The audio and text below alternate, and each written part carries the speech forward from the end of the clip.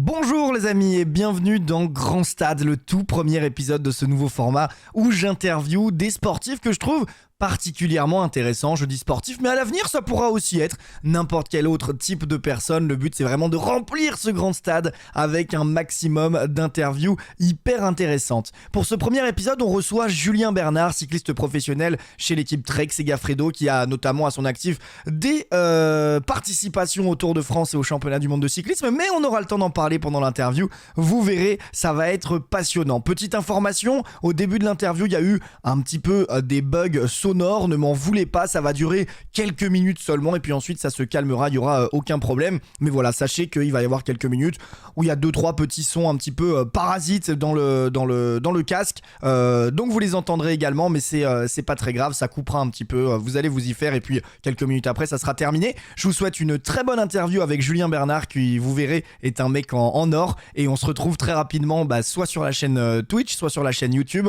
ou également sur les podcasts avec Spotify. Bonne journée à tous, profitez bien de cette interview et à très vite. Et c'est donc parti pour cette interview, la première interview de la chaîne, le Grand Stade, le nouveau format. Regardez comme il est beau, je le rejoins tout de suite. Julien, est-ce que tu m'entends ? Ouais. Eh ben super, comment tu vas déjà pour commencer ?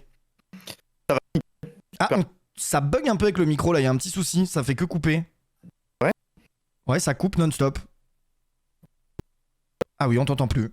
Peut-être un branchement qui s'est un peu déréglé par rapport à tout à l'heure. Putain, c'est con, on a fait le test juste avant en plus, c'est dommage. Ouais, c'est ce que j'allais dire. Ah, là ça marche. Là ça a pas coupé. Ouais. Là ça a l'air ça a l'air nickel. pas mal.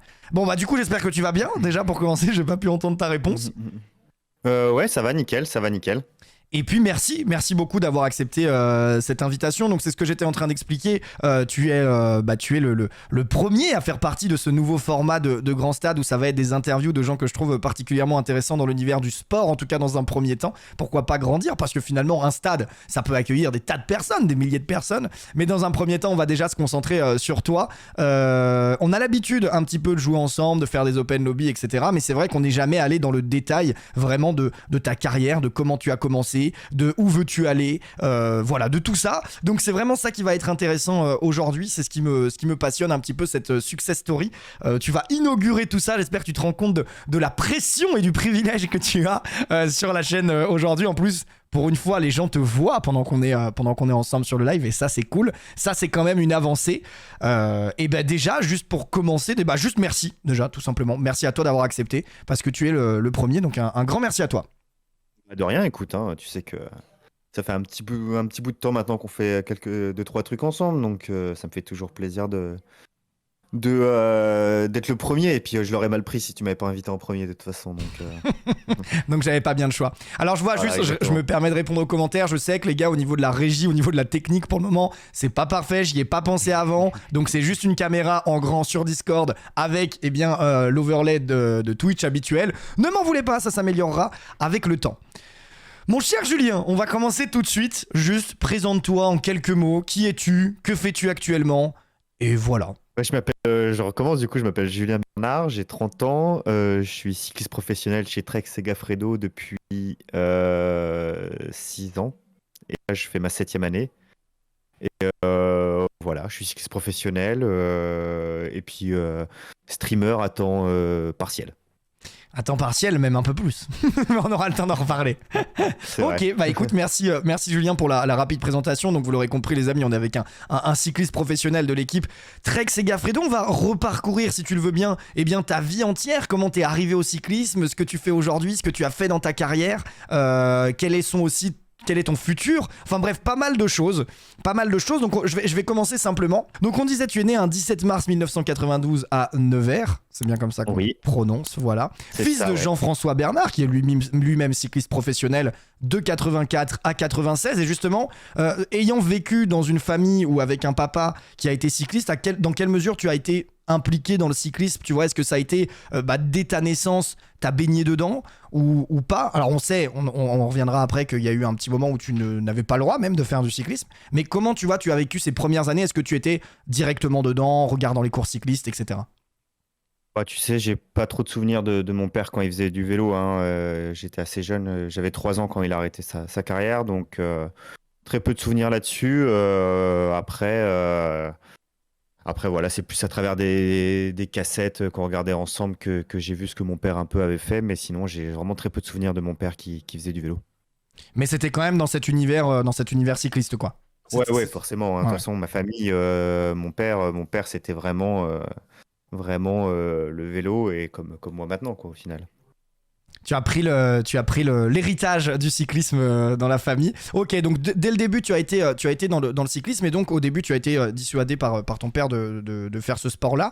Tu nous avais expliqué il y a quelques temps pourquoi. Est-ce que tu peux juste le réexpliquer pour ceux qui te découvriraient ce soir? Pourquoi est-ce que il a voulu justement te dissuader de faire du vélo trop tôt et quel effet ça a eu sur toi? Surtout, est-ce que tu as été plutôt frustré? Est-ce qu'avec du recul, tu es plutôt content? Est-ce que tu comprenais à cette époque-là? Comment ça s'est passé cette période?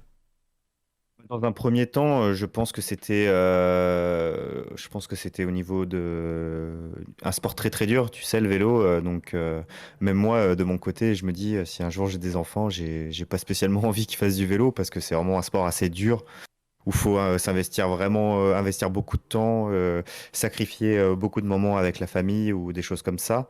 Mais voilà, au début, mon père avait vraiment pas envie. Ensuite, c'était bon, il avait un petit peu envie, mais finalement pas trop tôt. Du coup, j'ai commencé seulement vers 14-15 ans. Et voilà, il voulait vraiment pas que je commence trop jeune parce qu'il voulait aussi que je vive ma jeunesse de lycéen et avant de passer au vélo et d'être un petit peu plus sérieux, on va dire, par la suite. Ce qui est compréhensible, et c'est vrai que maintenant, avec le recul, est-ce que. Parce que. Alors, toi, déjà, sur le coup, comment tu l'as vécu? Est-ce que t'étais frustré ou t'as compris très vite? Non, parce que au début, je voulais pas spécialement faire du vélo. Ok. Moi, je faisais beaucoup de foot. Et du coup, voilà, j'étais pas spécialement attiré par le vélo. C'est venu un peu plus tard, on va dire, bah, justement vers 14-15 ans, quand j'ai arrêté le foot. Et du coup, après, voilà, au final, c'est ma vie maintenant depuis 15 ans presque. C'est vrai que c'est le mot, c'est de dire c'est ta vie, parce que tu lui Ouais. dédies forcément tous tes choix, absolument tout, donc c'est clairement ça. D'accord, donc c'est vrai que du coup, t'as pas eu forcément de sentiment de frustration au départ, et avec du recul, du coup, tu penses que c'est aussi ça qui te permet de faire une carrière, alors j'allais dire aussi longue, il y a sans doute des gens qui ont eu encore une plus longue carrière, mais en attendant, ça fait quand même 15 ans que t'es dedans. Est-ce que c'est peut-être grâce à ça aussi, tu vois, de pas avoir commencé trop tôt? Oui, parce que le vélo et encore plus chez les professionnels, il y a une grosse part de motivation. Et la plupart des jeunes qui se mettent vraiment trop tôt au vélo perdent justement cette motivation au fil des années et soit arrivent aux portes des professionnels avec en dette un peu de motivation, ou même chez les professionnels, il y a pas mal de coureurs qui arrêtent les 2 premières années ayant passé chez les pros, quoi. Donc voilà, cette motivation, j'ai su la garder pendant tout le long, je l'ai encore. Et c'est vraiment super pour moi parce que voilà, je suis content que mon père ait en fait créé cette carrière, du coup, en gros, pour que j'ai cette motivation encore à 30 ans, après 7 ans chez les pros. Et justement, comment tu le vis, cette histoire de. C'est vrai que ça fait 15 ans que tu te lèves tous les matins avec le but de t'entraîner. On sait que le cyclisme, c'est un sport qui prend énormément de temps, alors comme beaucoup de sports professionnels, mais c'est vrai que le cyclisme, c'est particulier. Et quand tu fais un entraînement ou quand tu fais une sortie, c'est 5-6 heures. C'est ton quotidien. Ça prend énormément de temps, ça prend énormément d'énergie, ça demande beaucoup de sacrifices. Pourtant, toujours la même flamme. Comment tu peux expliquer ça? Est-ce que c'est de la passion pure? Est-ce que c'est même juste inexplicable? Est-ce qu'il y a aussi le fait peut-être d'avoir des entraînements variés, le fait d'avoir des courses toute la saison? Je sais pas, comment tu vois ça? Comment est-ce qu'on tient cette flamme-là, tu vois, pendant 15 ans sur un sport aussi exigeant? Ouais, tu sais, il y a des périodes, c'est jamais récurrent. Il y a des périodes, il y a toujours des périodes où c'est récurrent. Par exemple, là, ça va faire 3 semaines que je suis resté à la maison. Du coup, pendant 3 semaines, j'ai commencé par faire 5 jours où j'ai pas fait de vélo, où j'ai vraiment récupéré. Ensuite, je reprends, je fais des blocs de 3 jours. Donc, en fait, je m'entraîne. Par exemple, si j'ai pas roulé le dimanche, je vais m'entraîner lundi, mardi, mercredi. Jeudi, je vais faire repos. Samedi, dimanche, lundi, entraînement. Mardi, repos. Mardi, mercredi, jeudi. Tu vois, à chaque fois, je fais des blocs de Mhm. 3 jours d'entraînement. Donc, ça permet déjà de poser ma vie un petit peu comme ça. Donc, déjà en prévoyant des choses que pendant mes journées de repos, on va dire. Et puis après, l'entraînement, c'est le matin à partir de 10 heures généralement. Tu vois, comme je te dis souvent, Je pars rouler vers 10h, je reviens vers 14-15h, 16h, ça dépend la longueur que je fais. Ensuite, je mange et puis l'après-midi, voilà, j'ai un petit peu de temps libre le soir, comme ça, quand on se retrouve généralement pour jouer ou voilà, j'essaie de vraiment régler ma vie comme ça. Et après, il y a les périodes où je pars longtemps. Donc, le plus court, c'est des fois partir un week-end pour une course d'un week-end. Et le plus long, c'est 3 semaines pour les grands tours. Mais ça fait 4 semaines parce que tu pars une demi-semaine avant et tu reviens finalement le lendemain du grand tour. Donc voilà, ma vie, en fait, elle change souvent, on va dire. C'est jamais récurrent. Et j'ai des petites périodes où c'est récurrent. Mais au final, ça change assez régulièrement et du coup, c'est ça qui me permet de garder un petit peu cette flamme, quoi. Ouais, il y a aussi justement, comme tu le dis, cette façon de changer un petit peu. C'est vrai que ça doit permettre d'avoir un peu de fraîcheur, donc tant mieux. Tu disais que tu rentrais à 16h pour manger. Tu fais combien de repas du coup dans une journée? Parce que si tu manges à 16h, est-ce que tu remanges le soir ou comment tu gères cette alimentation peut-être justement quand tu as des séances d'entraînement? Ouais, c'est assez. Du coup, j'ai une vie un peu décalée, on va dire. Je mange généralement le matin à 8h. Je pars rouler vers 10h. Je rentre du coup, je mange entre. Bah, tu vois, ça dépend parce qu'il y a des jours, je fais 3 heures par exemple de vélo, les petites journées. Donc, je vais manger vers 13h. En gros, je peux manger le midi entre 13h et 16h à peu près. C'est à peu près la plage horaire de mon déjeuner. Et ensuite, après, je mange le soir en fonction de l'heure où j'ai mangé le midi. Il y a des fois, je peux manger le soir à 21h par exemple. Ok. Parce que justement, est-ce que tu as justement une règle un petit peu, tu sais, de te dire, bah là j'ai mangé à telle heure, imaginons à 14h, faut que je mange 7 heures après ou c'est au Non, feeling non, non, c'est du feeling, hein, Ok, c'est du ok. feeling, parce que bon, après, il n'y a pas besoin non plus de respecter, j'ai pas un chrono, mais voilà, quand j'ai faim, mais naturellement, quand tu manges à 16h, t'as pas spécialement faim à 19h, on va dire, donc du coup, j'attends un petit peu plus, et puis voilà. Ok, alors on repart un petit peu dans ta vie, on va remonter les années. Donc à la place, comme tu l'expliquais, tu joues au foot pendant 5 ans, si je dis pas de bêtises. Comment ça s'est passé? Est-ce que c'est des bons souvenirs? Voilà, ouais, raconte-nous un petit peu cette période et puis est-ce que tu as pu te servir de ces années football avec le cyclisme aujourd'hui, enfin avec ta carrière de cycliste. Voilà, raconte-nous un petit peu ces années-là de foot. Peut-être que tu aurais voulu être footballeur professionnel aussi à un moment, dis-nous tout. Oui, bah, je pense que tu sais, quand t'es jeune et que tu fais du foot, t'as toujours envie d'être footballeur professionnel, j'étais fan. On va dire que j'ai eu deux périodes dans le foot. J'ai eu une première période où j'ai vraiment pris beaucoup de plaisir, donc dans les jeunes catégories. J'étais avec les copains, j'étais gardien de foot, gardien du coup de but. Et voilà, j'avais ma place dans l'équipe, c'était vraiment assez cool. Et on va dire que j'ai eu une deuxième période dans le foot, ma dernière année ou mes 2 dernières années, où j'ai pris beaucoup moins de plaisir. Le fils de l'entraîneur était aussi gardien et voilà, j'étais en concurrence avec lui et j'étais souvent, on va dire, soit sur le banc ou soit pas aligné du tout au match. Et voilà, et après, moi j'avais un petit peu comment dire, un petit caractère, quoi. Du coup, quand tu sens que t'es meilleur et puis qu'une fois, deux fois, trois fois, quatre fois, cinq fois de suite, t'es sur le banc ou t'es pas titulaire, et ben voilà, un jour, j'étais pas titulaire. On m'a appelé la veille du match en disant, ah, le gardien il s'est blessé et tout ça, faut que tu viennes. J'ai dit non. J'ai dit non, je viens pas. J'ai dit, je viens pas demain, et puis je viendrai pas mercredi, et puis je viendrai pas lundi, et puis je viendrai pas les 12 jours de la semaine parce que j'arrête le foot. Donc voilà. Merci, au revoir, je reviendrai pas. Voilà, c'est Dégoûté à comme ça cause d'un. que. Ouais, ok. Ouais, parce que je trouvais que c'était pas, tu sais, c'était pas normal, tu vois. Dans C'est ma pas tête, je me juste. disais, ouais, c'était pas juste, tu Mm. vois. Et encore, tu vois, il y aurait que moi qui le pensais, et puis mes parents, tu vois, c'est normal. Quand tes parents, ils te voient toujours le plus beau, mais quand toutes les filles le pensent, ça fait mal, tu vois. Mais c'est comme ça, et je pense que c'est pas partout pareil, hein. Je pense que je suis pas tombé sur le bon truc, et voilà, mais voilà, c'était ma fin de carrière en foot, mais je suis pas dessus au final. Est-ce que tu aurais quand même, toi, aimé à titre personnel, s'il n'y avait pas eu ça, tu aurais aimé peut-être continuer? Je pense pas. Ok. Je pense pas parce que au final, c'est pas même maintenant, tu vois, quand je regarde encore le foot à la télé, je pense pas que ce soit la chose qui me convienne le mieux, tu vois. Donc voilà, on va dire que dans la façon de penser et dans la façon d'être dans le foot, je pense pas que c'est quelque chose où je me serais senti bien à long terme. Ok, et du coup, est-ce que tu as eu justement, alors effectivement, tu parlais d'un problème d'entraîneur, enfin de choix par rapport à son fils, etc. On sait que ça fait partie des sports collectifs un petit peu j'allais dire du problème, en tout cas des inquiétudes qu'on peut avoir sur un sport collectif, avec des choix de coach, avec parfois aussi des victoires ou des défaites qui ne dépendent pas forcément de l'entièreté de l'équipe. Enfin bref, tu vois, c'est vraiment ce sport d'équipe-là. Est-ce qu'au moment de t'inscrire au cyclisme, tu te dis peut-être aussi, même si après on apprend évidemment avec le temps que le cyclisme c'est aussi un sport d'équipe, mais est-ce qu'au moment de t'inscrire, tu te dis peut-être, bah là ça va dépendre un peu plus de seulement mes capacités, quoi. Si je suis plus fort dans les jambes, bah au moins on ne prendra pas la tête et il n'y aura pas d'histoire de coach ou quoi que ce soit, ou à ce moment-là tu n'y penses pas du tout, c'est juste un choix naturel. Ouais, après, voilà, je pense que ma première partie dans le vélo, ça n'a pas du tout été faire du vélo pour passer professionnel. Tu vois, ça a vraiment été pareil, être avec les copains, passer des bons moments au final, passer des bons week-ends, être au niveau sociable, avoir plein de potes et tout ça. C'était plus un truc comme ça, un truc où je m'amusais vraiment, j'étais content. La performance, ça passait vraiment en second plan.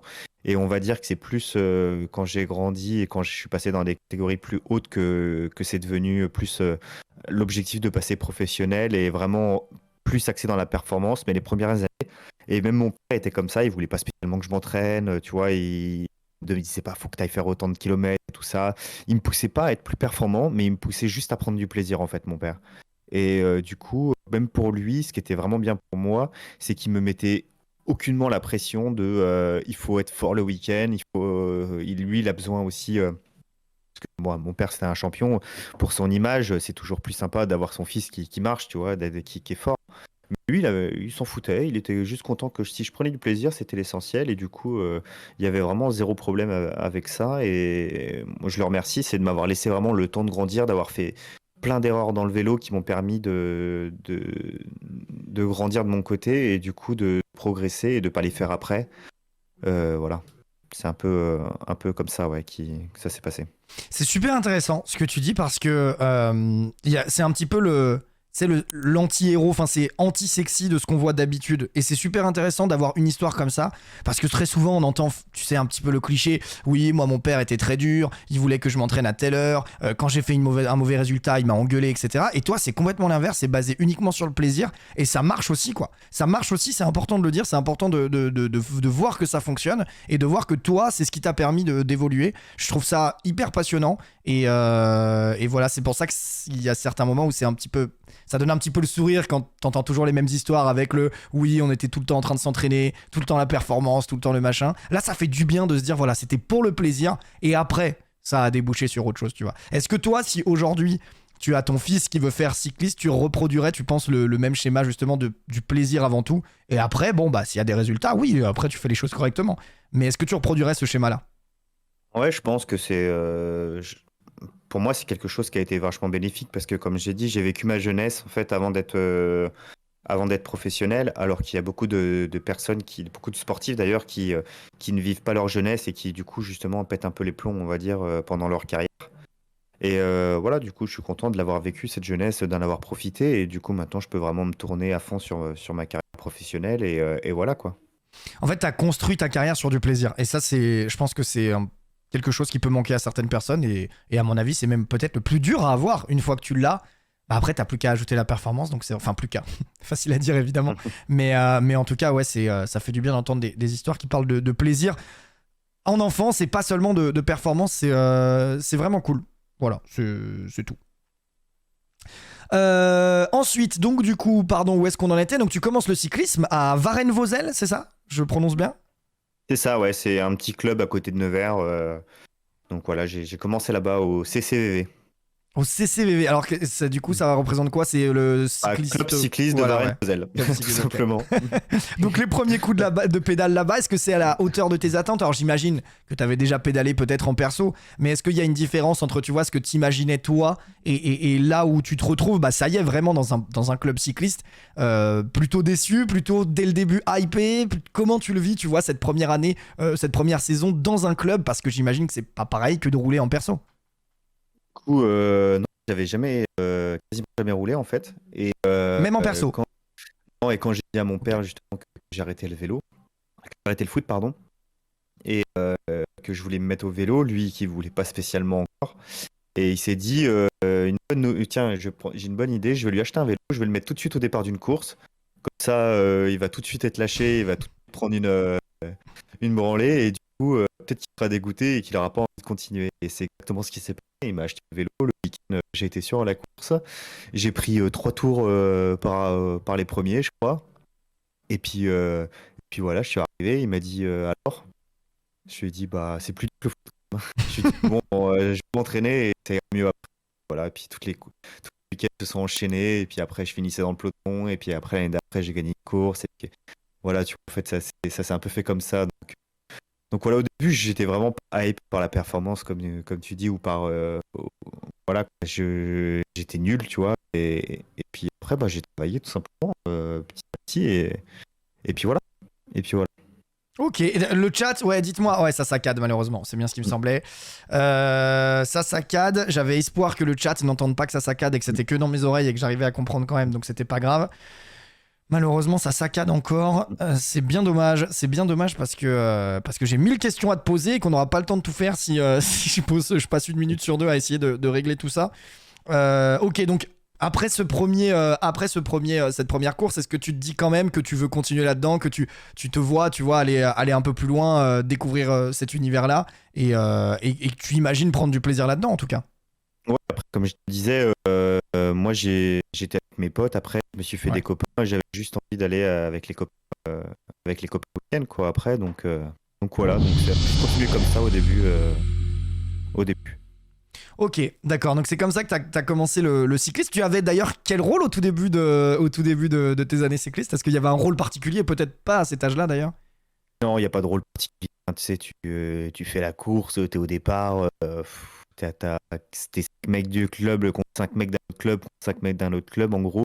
T'es 15 et puis voilà, il faut juste essayer de faire la course comme ça, mais avant d'avoir un rôle, il faut attendre les années un petit peu plus, faut être un peu plus vieux, faut avoir 18 ans à peu près, quand tu commences à être dans des équipes un peu plus structurées en junior, et là, tu as plus un rôle, on va dire. Ok, d'accord, d'accord. Donc là, tu commences donc à Varennes-Vauzelles. Est-ce que tu peux déjà d'ailleurs faire des choses intéressantes dans ce club-là? Parce que du coup, tu disais un petit club à côté de chez toi, à côté de Nevers. Est-ce qu'il y a des choses intéressantes à faire? Est-ce que c'est vraiment alors je vais dire ça un peu de manière crue, mais le club de campagne, ou est-ce que c'est vraiment un endroit déjà où tu peux vraiment t'amuser un petit peu et avoir une vraie structure quand même cycliste? Alors, vraie structure, on s'entend dans le sens club et qu'il y a quand même des choses intéressantes avec des entraîneurs qui sont aussi compétents, etc. Ou c'est vraiment le club loisir, quoi? C'est un tout petit club, tu vois, mais Ok. bon, dans le coin, il y avait 3-4 clubs, ça faisait partie des 3-4 meilleurs clubs pour faire du vélo, et c'était nickel. C'était nickel. Donc, pour commencer, c'était super. Un petit club, il n'y avait pas non plus, il y avait pas beaucoup d'entraîneurs, mais il y avait des personnes qui s'occupaient de nous le mercredi et qui nous emmenaient sur les courses, donc c'était l'essentiel, tu sais, quand tu commences, c'est Ouais. cadet en gros. Il n'y a pas besoin non plus d'avoir une infrastructure incroyable, tu vois. L'infrastructure, je l'ai eu un peu plus tard quand j'ai été à Dijon pour mes études. Et voilà, là après, j'ai rejoint un plus gros club, mais sinon, c'était beaucoup mieux. Et justement, là, tu parles de Dijon, donc c'est 4 ans après, c'est ça, si je dis pas de bêtises, 4 ans à peu près après avoir débuté le cyclisme environ? Ah, je sais plus du tout. Bon, on va Je dire dans sais ces plus du eaux-là. tout, ouais. Ouais, quelque chose comme ça, ouais. En gros, à 18 ans, j'ai dû commencer à 14-15 ans, et à 18 ans, quand je suis parti à Dijon pour mes études, je suis parti justement au club de Dijon, qui est là, par contre, le plus gros club de la région Bourgogne. Ok, et t'as senti une vraie progression durant justement les 4 années où t'étais dans ton premier club avant d'arriver à Dijon, et comment tu arrives justement à rentrer dans ce club-là? Comment t'en arrives? Alors tu disais que c'était pour tes études initialement, puisque t'as dû aller à Dijon, j'imagine. Mais explique-nous un petit peu justement comment ça s'est passé. Est-ce que déjà t'as senti que t'as progressé au cours des 4 ans et tu t'es dit ok, je peux aller dans un plus gros club? Et comment t'en es arrivé à rentrer au club de Dijon, quoi, tout simplement? Bah forcément, oui, j'ai progressé un petit peu. Ensuite, j'ai eu des années juniors. Donc déjà, tu as cadet, la catégorie cadet. Ensuite, tu as la catégorie junior. Donc tu fais 2 ans en cadet, 2 ans en junior. Ensuite, en junior, j'étais en équipe de Bourgogne sur plusieurs challenges nationaux. Donc voilà, forcément, et en plus, quand tu as mon nom de famille et que mon père était un champion, forcément, tu attires un petit peu plus l'attention. Ça a du positif et du négatif. Le négatif, c'est que quand t'es pas fort, bah, il y a tout le monde qui te le rappelle que ton père était un champion et que toi, t'es pas fort. Et puis le point Génial. positif, c'est que forcément, quand tu fais des performances un peu mieux, bah, on pense tout de suite, on se dit tout de suite que peut-être que si t'es comme ton père, ça peut être un bon plan. Donc voilà, je me suis retrouvé en fait au club de Dijon un peu en- presque dans la foulée de ce que je faisais. J'étais en équipe de Bourgogne, donc forcément j'intéressais un petit peu les plus grosses structures. Et voilà, je me suis retrouvé à Dijon pour le STAPS, pour aller en STAPS. Et du Ok. coup, j'ai intégré en même temps le pôle sport cyclisme de Bourgogne, le CREPS. Ok, le Krebs, en 2 mots, si tu peux.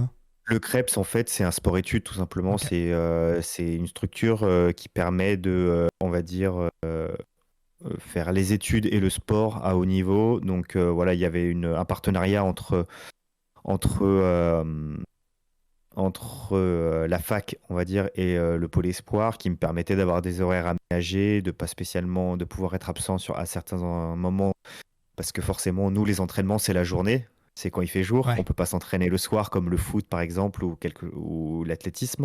Donc, du coup, il y avait des cours qu'on pouvait pas, où on pouvait pas aller. Et voilà, on avait des rattrapages le soir, où on avait les cours en numérique, voilà, où on avait des choses comme ça. Et ce qui permettait de continuer notre progression dans le vélo. Donc, si on fait un petit bilan à ce moment-là, t'es en équipe de Bourgogne, c'est ça? T'es Ouais, au club de Dijon qui s'appelle le SCO, Dijon. ouais, c'est ça. Et en même temps, t'es en sport-études, du coup, en horaire aménagé, en gros, pour pouvoir faire tes entraînements. Donc, à ce moment-là, est-ce que déjà dans ta tête, tu te dis, ok, là, j'y suis pas pour rien, j'ai envie d'aller plus loin, ou c'est encore ambiance plaisir, encore ambiance on verra?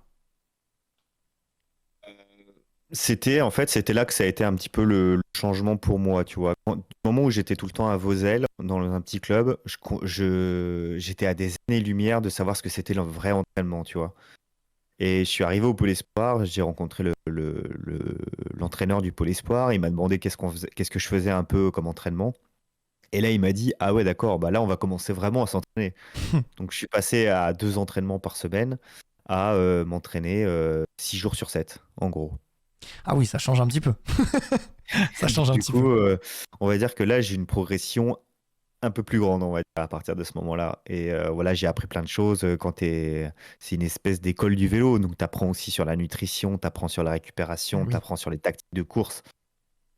Tu vis avec 5-6 autres cyclistes, donc forcément, tu te pousses un petit peu vers le haut, ou alors tu te pousses vers le bas pour faire tous des conneries en même temps. Mais en tout cas, c'est super, c'est super parce que ça te permet de vraiment progresser fort et de passer des bons moments. C'est là où tu rentres dans le monde du cyclisme. Tu fais plus uniquement du vélo, tu rentres dans le monde du cyclisme, comme tu disais, avec l'alimentation, avec le Voilà, rythme de vie, j'imagine, avec peut-être l'apprentissage des rôles également, la tactique, etc. Ok, donc c'est à exactement. partir de ce moment-là. C'est à peu près quel âge là Là, 18-19 ans? je devais avoir 18-19 ans, voilà. Ok, d'accord. Donc, comment ça s'est passé justement ton adaptation par rapport au SCO de Dijon? Est-ce que c'est facile parce que c'est un club, j'imagine, d'une stature différente par rapport à ton premier club? Ça Ouais. doit être un petit peu au-dessus. Comment se passe l'adaptation? Est-ce que ça se passe plutôt facilement? Est-ce que ça te change un petit peu de où t'étais? En même temps, 18-19 ans, t'as les études à côté, tu dois avoir peut-être les soirées étudiantes, tu vois. Comment tu gères un petit peu ce changement-là? Parce que à la fois, on a besoin que tu deviennes plus pro. Et en même temps, tu arrives dans les années où tu es étudiant à Dijon et tu as peut-être toi envie de l'être un peu moins, tu vois. Comment tu gères ça et comment tu t'adaptes à ce nouveau club aussi? Bah, clairement, tu vois, c'est là le tournant en fait pour beaucoup de sportifs, notamment dans le vélo. C'est que tu arrives à le moment où il faut être le plus sérieux possible pour essayer de passer professionnel et tu arrives aussi au moment où tu as le plus de tentations de ta vie de jeune en fait. Mhm. Et du coup, en fait, donc je te disais, tu passes cadet, ensuite junior et ensuite à partir de junior, tu passes espoir pendant 4 ans.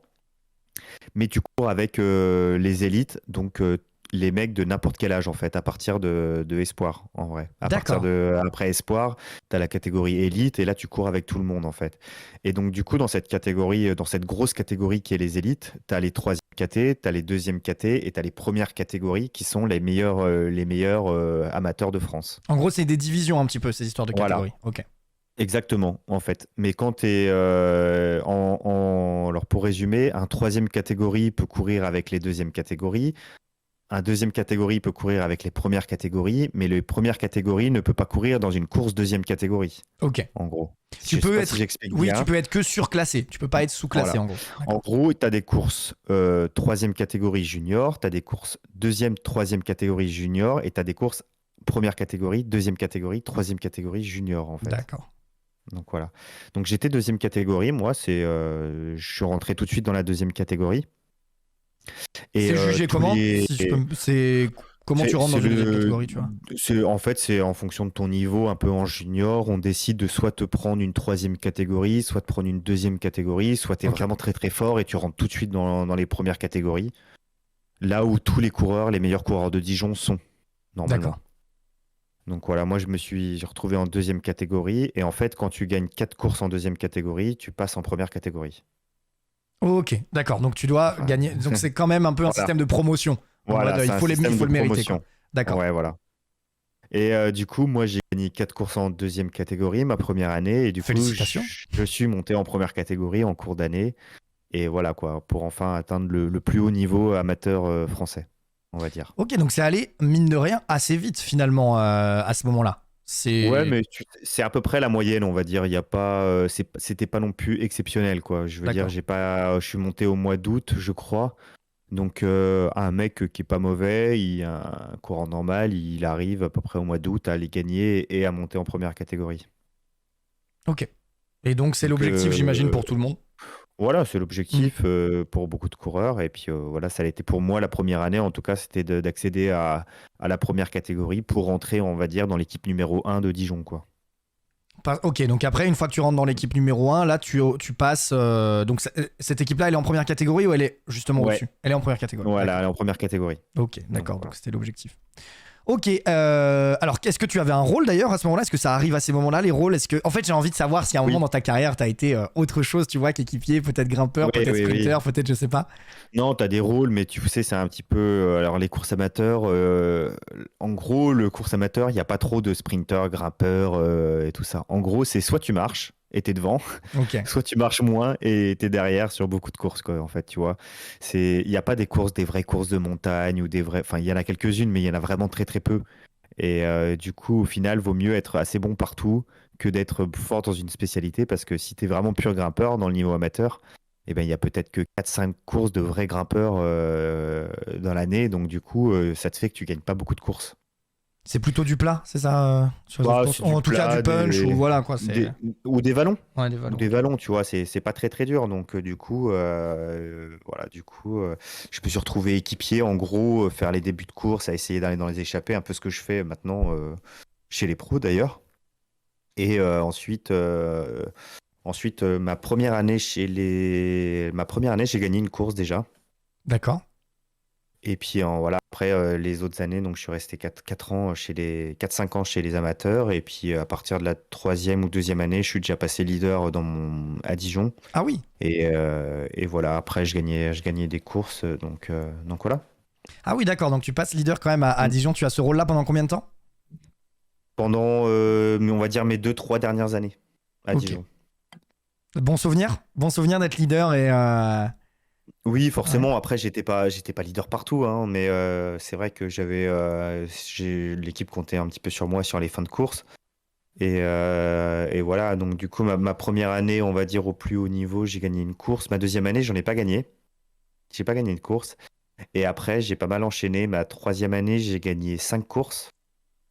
Et ma dernière année chez les amateurs, où j'ai fait une demi-année seulement parce qu'après, je suis passé stagiaire et professionnel, Ouais.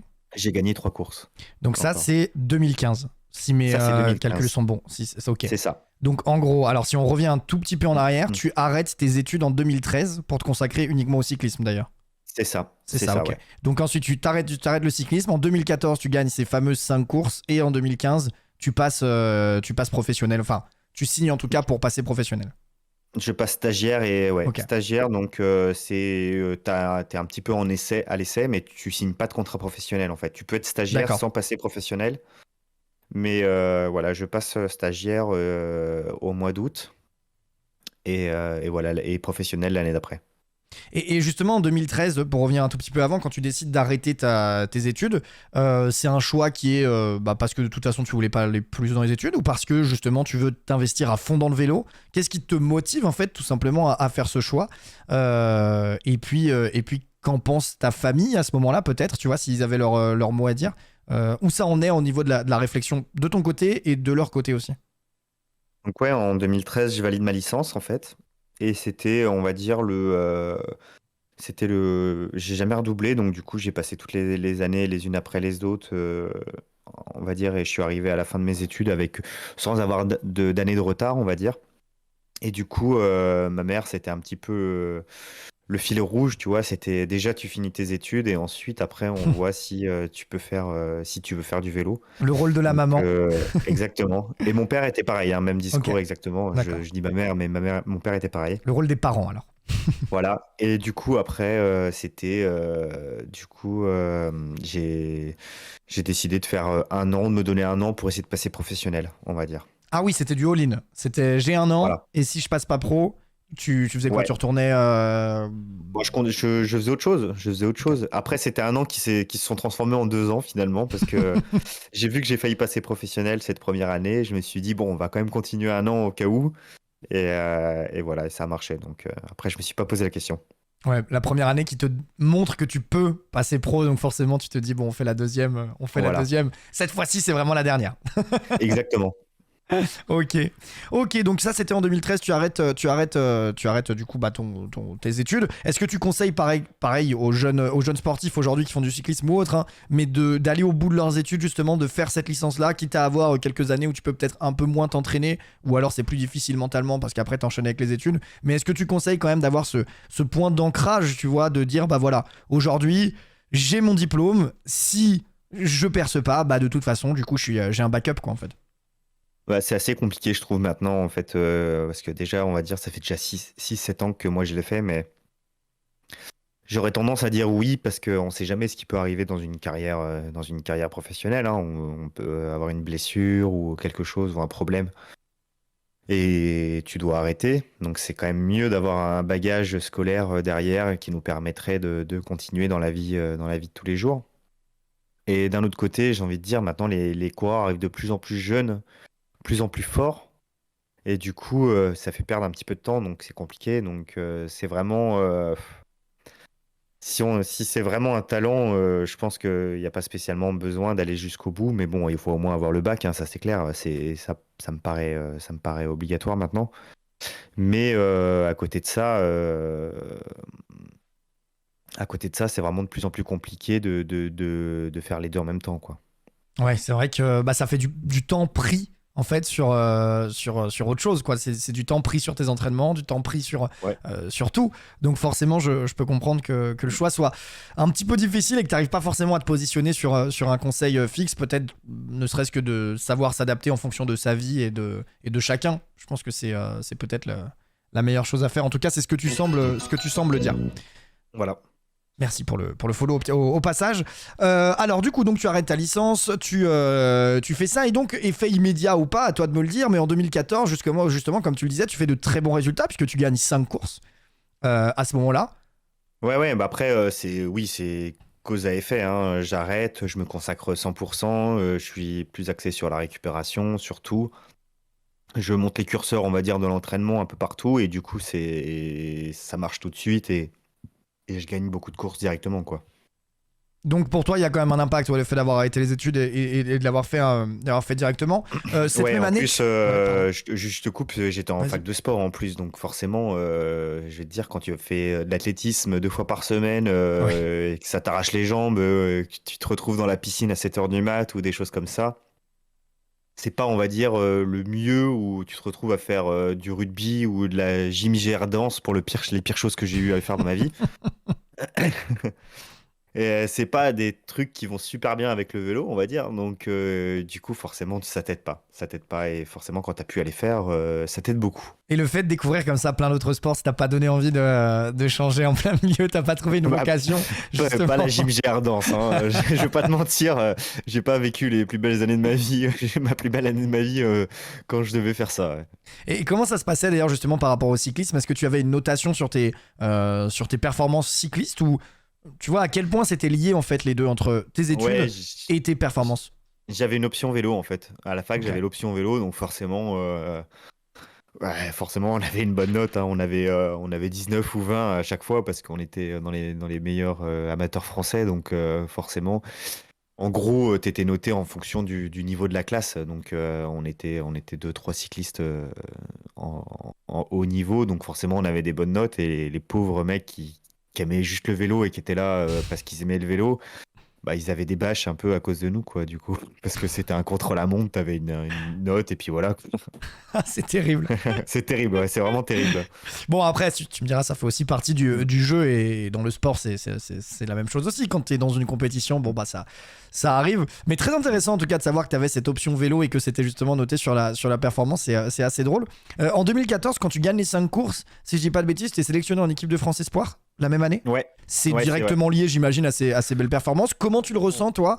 Est-ce que c'est une fierté? Quel est ton ressenti? Premier pas avec l'équipe de France, est-ce que tu y avais pensé aussi plus jeune? Voilà, raconte-nous cette expérience du premier maillot bleu finalement. On va dire, première concrétisation pour moi au niveau sportif, de porter le maillot de l'équipe de France. Parce que t'as un petit peu, quand t'es comme moi, t'as un petit peu le syndrome de l'imposteur pendant longtemps, tu sais. T'as toujours Ouais. l'impression d'être là parce que ton père, il était fort. Et que du coup, t'as toujours envie de prouver 2 fois plus que quelqu'un d'autre pour être à la même place, en fait.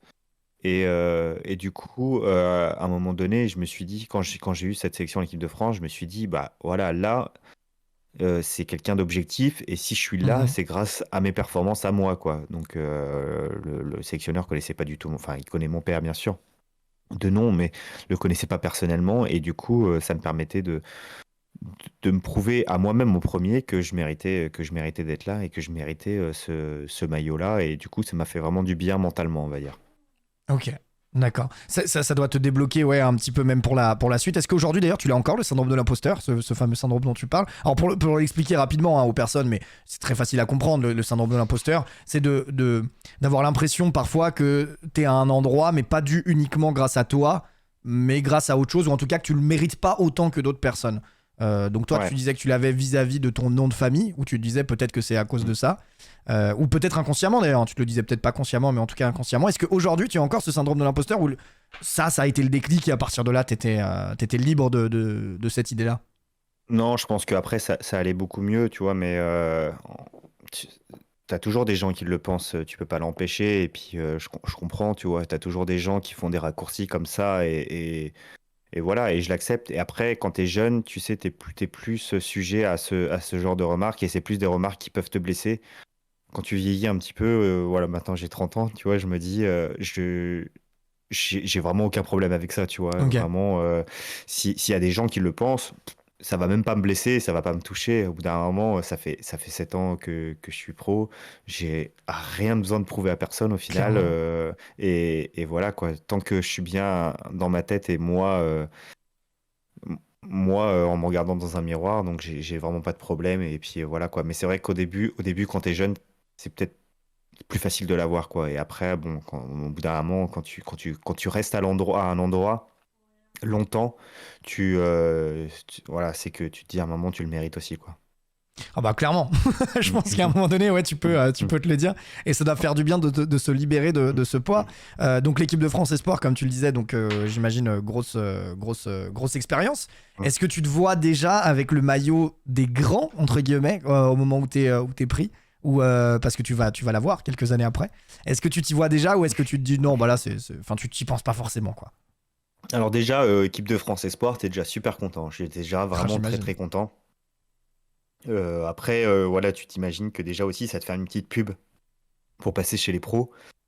Et voilà, mais je me suis vraiment pas dit à ce moment-là que j'allais l'avoir aussi chez les pros, ce maillot d'équipe de France. Donc vraiment, clairement, je peux pas dire que voilà, j'étais déjà super content de l'avoir, d'avoir celui-là, mais je ne pensais pas à ce qui allait arriver par la suite, quoi. Ok, ouais, t'avais pas forcément prévu, mais en tout cas, sur le coup, t'es content. Tu disais justement que ça pouvait faire un coup de pub. T'as senti une accélération dans ta carrière à ce moment-là, justement, grâce au maillot de l'équipe de France? Pas du tout. La déception. Ok, pas d'impact. Bon. Non, franchement, je vais pas te mentir, pas du tout. Si, il y a une petite équipe, il y a Aubert, si, qui était venu me voir quand même, mais finalement, ça s'était pas fait. Et puis voilà, quoi. C'était en fin d'année 2014, voilà. Mais si, il y avait Cofidis quand même qui était venu me voir en Ok. disant, bon, on te prête un capteur de puissance et puis on regardera un peu ce que tu fais l'année prochaine, on te surveillera. Donc, Ah, genre, on donc voilà, t'analyse, quoi. mais voilà, c'était un peu, voilà, c'est tout, quoi. Il y a pas eu des grandes manœuvres, quoi. Ça, c'est clair. La déception, vraiment. Je m'attendais à ce que tu me dises, ouais, il y a eu un petit truc. Non, rien du tout, pas du tout. Non, vraiment, je vais pas mentir. Ouais. Ah, mais il vaut mieux être honnête. Ouais. Tu fais bien. Du coup, l'équipe de France Espoir, comment ça se passe d'ailleurs au niveau des courses? Est-ce que c'est relativement similaire après au pro avec des championnats du monde, etc. Oui. Ou c'est juste. Ouais, c'est à peu près ça, ok. Oui, en fait, c'était une préparation pour les championnats du monde espoir, en fait, qu'on faisait. D'accord. C'était un groupe, on était un groupe, voilà, il y avait un week-end de course et moi j'ai fait une des courses. Et, euh, et voilà, donc du coup, tout simplement, j'ai fait ma première équipe de France espoir avec, par exemple, Hugo Hofstetter, D'accord. Guillaume Martin. Ok. Qui c'est qu'il y avait d'autres? Faudrait que je retrouve un petit peu, mais c'est que des mecs qui sont chez les pros maintenant. Loïc Chetou qui était chez les pros aussi, mais Et qui est plus. GCN? Voilà, qui est chez JCN Ouais. maintenant. Mais voilà, ça serait marrant de retrouver un petit peu qui est-ce qu'il y avait ce jour-là. Mais on a fait notre première équipe de France Espoir. On l'a fait avec Hofstetter ensemble. Voilà, on était en chambre ensemble et on a fait notre première. On était comme des gosses. On avait reçu notre pactage, tu sais, notre équipe. On a tout essayé le soir et tout dans la chambre d'hôtel, incroyable. Ah, c'est Donc voilà, normal. c'était notre première équipe de France. Ah, c'est normal, ça doit être un rêve complet. En plus, bah forcément, tu portes le. C'est pas comme si t'étais juste sélectionné dans une équipe plus haut, tu vois, comme quand t'es passé à Dijon. Là, c'est que t'as des couleurs de ton pays que tu représentes. J'imagine que ça fait un petit quelque chose. Que tu sois patriote ou pas, d'ailleurs, t'as toujours Ouais, quand ouais, même c'est clair. le petit truc, tu vois, où tu te dis, bon, bah là, c'est la France, quoi. Je représente ça. Et en plus de ça, ça veut dire que je fais partie des meilleurs de France, des meilleurs de mon pays. Donc, trop, trop bien. Est-ce que d'ailleurs, t'as d'autres cyclistes français qui t'ont suivi comme ça un peu au long de la carrière? Tu nous as donné le nom de Hugo Hofstetter, Bon, de Guillaume Martin. bah, tu sais, je suis la même année que Julien, par exemple, ou qu'est-ce qu'il y a d'autre de mon année, je sais plus, mais Oui, mais en tout cas, qui t'ont suivi, tu vois, que ce Mm, soit à Dijon mm. ou en équipe de France Espoir, ou voilà, que t'as été à un moment donné, tu vois, en contact et que vous n'êtes pas lâché depuis, ou... Bah, Julien, par exemple, ma première course que j'ai faite de ma vie, elle est au départ aussi avec moi. D'accord, ok. Mm. Parce on habite à 50, 70 km l'un de l'autre, quoi, en gros. Ok, mais en fait, ça me fait beaucoup penser, tu sais, quand on regarde à chaque fois les documentaires sur la Formule 1, où c'est un monde assez, non pas fermé, mais un peu plus fermé que d'autres sports où il y a des millions de gens qui pratiquent. Là, tu sais, c'est souvent dans l'histoire de la Formule 1, ils disent oui, ils étaient ensemble au karting quand ils avaient 15 ans, ils luttaient pour le championnat Mm. du monde et tout. J'ai un peu ce ressenti avec le cyclisme, j'ai l'impression que tu grandis avec les mêmes adversaires et les mêmes équipiers Ouais, au cours de ta carrière, et c'est beau, quoi, dans un sens. clairement oui, parce que déjà, on est beaucoup moins nombreux qu'au foot, par exemple. Mhm. Donc forcément, depuis le plus jeune âge, tu te retrouves vite sur les courses ensemble.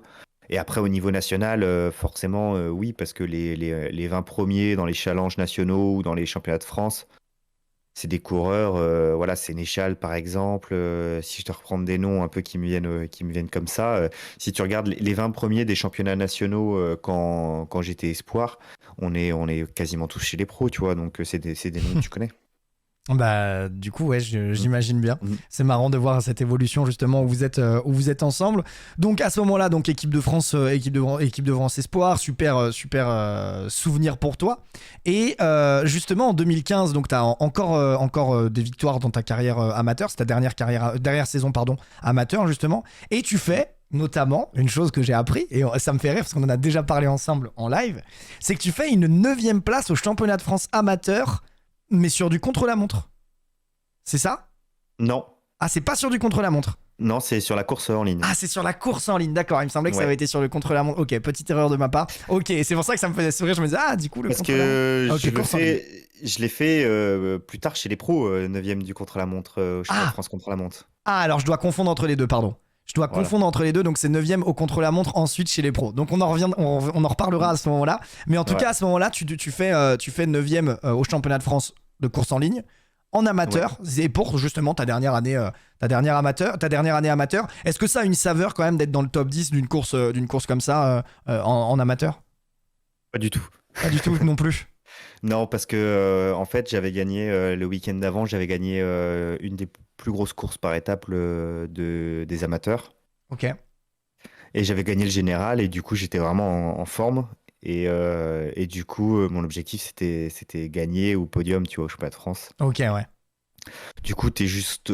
Enfin, tu peux être content, tu vois, de faire 9e, 10e. C'est sûr que t'es plus content que si tu avais fait 27e ou 30e ou 44e, tu vois. Mais t'as Mais la tu petite visais la première place. déception, t'as la petite déception de ne pas faire, surtout qu'on s'était un petit peu enterré, on va dire, derrière avec, il y avait Calme Jeanne d'ailleurs qui était là aussi. D'accord. Donc voilà, c'était un petit peu la guéguerre à chaque fois et voilà quoi. Du coup, on avait un peu mal couru et j'étais juste sorti dans le final et j'avais fait 9e devant le peloton, je crois. Ok, donc déception quand même. Quoi qu'il en soit, ça reste une belle performance objectivement. Et même plus que ça, 2014 et 2015 sont deux très belles années pour toi. T'as senti vraiment une prise de puissance, une prise de maturité au fil de ces années en passant d'abord des premières années, parce que là, on va arriver sur la fin de ta carrière amateur, c'est pour ça que je te demande un petit bilan. Mais tes premières années cyclistes, ensuite le SCO de Dijon. Ensuite, l'équipe de France Espoir, est-ce que tu as vraiment senti que tu commençais à prendre des grades petit à petit, que tu montais, et est-ce que tu as vraiment senti une évolution au cours de ces années pour arriver sur ces 2 années qui sont quand même très très belles? Ouais, ouais, et puis bon, c'est le moment où tu sens que tu touches un petit peu les professionnels et que t'as vraiment l'attente de passer professionnel ou au moins d'avoir ta chance en tant que stagiaire dans une équipe professionnelle. Donc voilà, j'avais beaucoup plus de confiance en moi, je me sentais vachement plus prêt à passer à l'échelon supérieur. Donc voilà, faut savoir que quand j'ai fait l'équipe de France Espoir, je courais une course professionnelle, j'ai fait le Tour du Doubs, par D'accord. exemple. C'est une Coupe de France chez les pros. Ok. Et j'avais fait 24e, quelque chose comme ça, 24e ou 25e. Donc, tu vois, c'était pas mal, tu vois, pour moi déjà. Première course chez les pros. Et du coup, ça me donnait vraiment envie de passer à l'échelon supérieur. Et ça me permettait aussi de me dire que j'avais ma place à l'échelon supérieur. Et à quel moment justement, est-ce que c'est en 2014, en 2015 ou même avant, tu te dis, ok, là j'aimerais bien passer au-dessus? Il y a un moment où tu te dis, là maintenant, Euh, je sens que j'ai envie et j'aimerais bien que ça arrive, quoi. Bah 2014, en fait, 2013, je le pensais pas spécialement, mais 2014, du coup, quand j'ai arrêté mes études, je me suis dit, je me donne toutes les chances de le faire. Ok. Après, je me suis pas dit, je vais le faire, c'est sûr, mais je me suis dit, au moins, pas de regret, je me donne les chances de le faire, et ensuite, on verra, on fera le bilan. Si ça marche pas, ça marche pas. Au moins, j'aurai pas dans 10 ans, 15 ans, le regret de me dire, ah, peut-être que si j'avais essayé, peut-être que ça aurait marché. Au moins, là, je me donne les chances, 2 ans. Ça marche, ça marche, ça marche pas, ça marche pas, et puis voilà quoi. Carrément. Carrément. Ok. Donc à partir de là, donc là on arrive en 2015, dernière année chez les amateurs. Et puis au cours de cette année, il y a d'abord Cofidis, c'est ça qui t'approche, qui en tout cas peut-être un contrat de stagiaire ou quelque chose avec Cofidis. On est d'accord? Non, il me suivait juste en fait, il Il te suivait mes suivait. Ok. résultats, on va dire, voilà. C'est ce que tu expliquais tout à l'heure avec les fameux capteurs. Ok. Donc Voilà, ils te c'est ça. suivent. Finalement, ils décident pas forcément de te retenir. Et puis, enfin en tout cas, c'est ce que je comprends. Finalement, ce qui arrive, c'est qui? C'est déjà Trek. Trek Ouais. Factory Racing à l'époque, comment ça se passe? Est-ce que c'est eux qui te contactent? Est-ce que c'est eux qui te font directement confiance? Ils te proposent un contrat stagiaire? Ou comment ça se passe avec Trek? Comment se passe le contact aussi, tu vois? Et ben en fait, ça s'est passé un peu, pas bizarrement, mais le parrain du SCO Dijon, en fait, c'était Alain Galopin, qui était directeur sportif chez Trek Segafredo, enfin chez Trek Factory Racing à l'époque. Et il avait accepté d'être le parrain de Dijon parce qu'en fait, Tony Galopin avait été à Dijon. Et du coup, pour les remercier, voilà, il avait décidé en contrepartie de devenir le parrain de l'équipe, Son fils, j'imagine, Tony. son neveu. Son neveu, d'accord. Voilà. Et du coup, il avait décidé voilà, pour remercier le club, de devenir le parrain. Donc du coup, il suivait les résultats de l'équipe cette dernière année, en 2015. Et du coup, moi, il me suivait parce que du coup, j'avais bien marché. Et il me demandait souvent, alors, c'est bon, Cofidis, ils vont te prendre en stagiaire et tout. Il était vraiment assez derrière ça, quoi. Il voulait vraiment, vraiment que j'ai ma chance. Et finalement, quand il a su que Cofidis me prenait pas en stagiaire, il a dit, ah bah, c'est vrai. Il dit, bah attends, nous, ça nous intéresse grave. Et du coup, ils m'ont proposé un poste de stagiaire chez Trek, Ok. directement, en fait. Donc c'est directement, t'as pas été pris chez Cofidis, nous on te prend, donc confiance, j'allais Ouais, dire les ouais. yeux fermés, peut-être pas les yeux fermés, mais en tout cas, on veut te donner ta chance.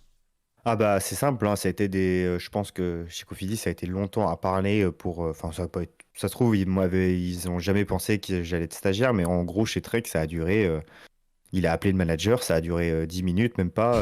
Ils m'ont donné ma chance tout de suite. Et en 10 minutes, ils m'ont dit, bon, bah, ils m'ont appelé, ils m'ont dit, t'as un passeport? J'ai dit non. Il me dit, bah, faut que tu fasses ton passeport parce que tu vas faire le tour de l'Utah, le tour du Colorado la semaine prochaine. Donc, du coup, trouve une solution pour faire un passeport rapidement. Et la semaine prochaine, dans l'avion, et tu viens avec nous. Ah, et là, le bonheur qui doit éclater en toi en se disant ça y est, quoi, il y a un truc. Là, il y a la rampe qui est devant moi. Le grand bonheur. Après, bonheur, pression, parce que c'était en gros, t'as ta chance de montrer que t'as le niveau, mais par contre, va falloir que tu saisisses cette chance, quoi. Ouais.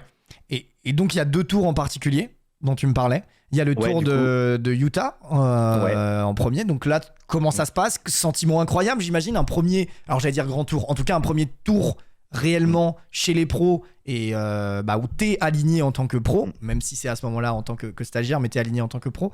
Comment ça se passe? Quel est le souvenir? Est-ce que c'est fou? Est-ce que c'est justement Ouais. un peu décevant? Est-ce que c'est dur? Tu vois, comment tu l'as vécu, quoi? Non, c'est fou parce que tu vois, moi j'ai été super fan des frères Schleck et tout. Je reçois la convocation, je vois Frank Schleck dans l'équipe Oh là avec là moi. là là J'étais là. super content, quoi. Déjà, tu vois, c'était super pour moi. Et non, finalement, c'est bien passé. Je l'ai beaucoup aidé. J'étais équipier, tu vois. Je restais avec lui tout le temps. Il me disait quoi faire. Du coup, et il disait, oh, tu fais bien ton boulot et tout. Il était très reconnaissant. C'était super pour moi.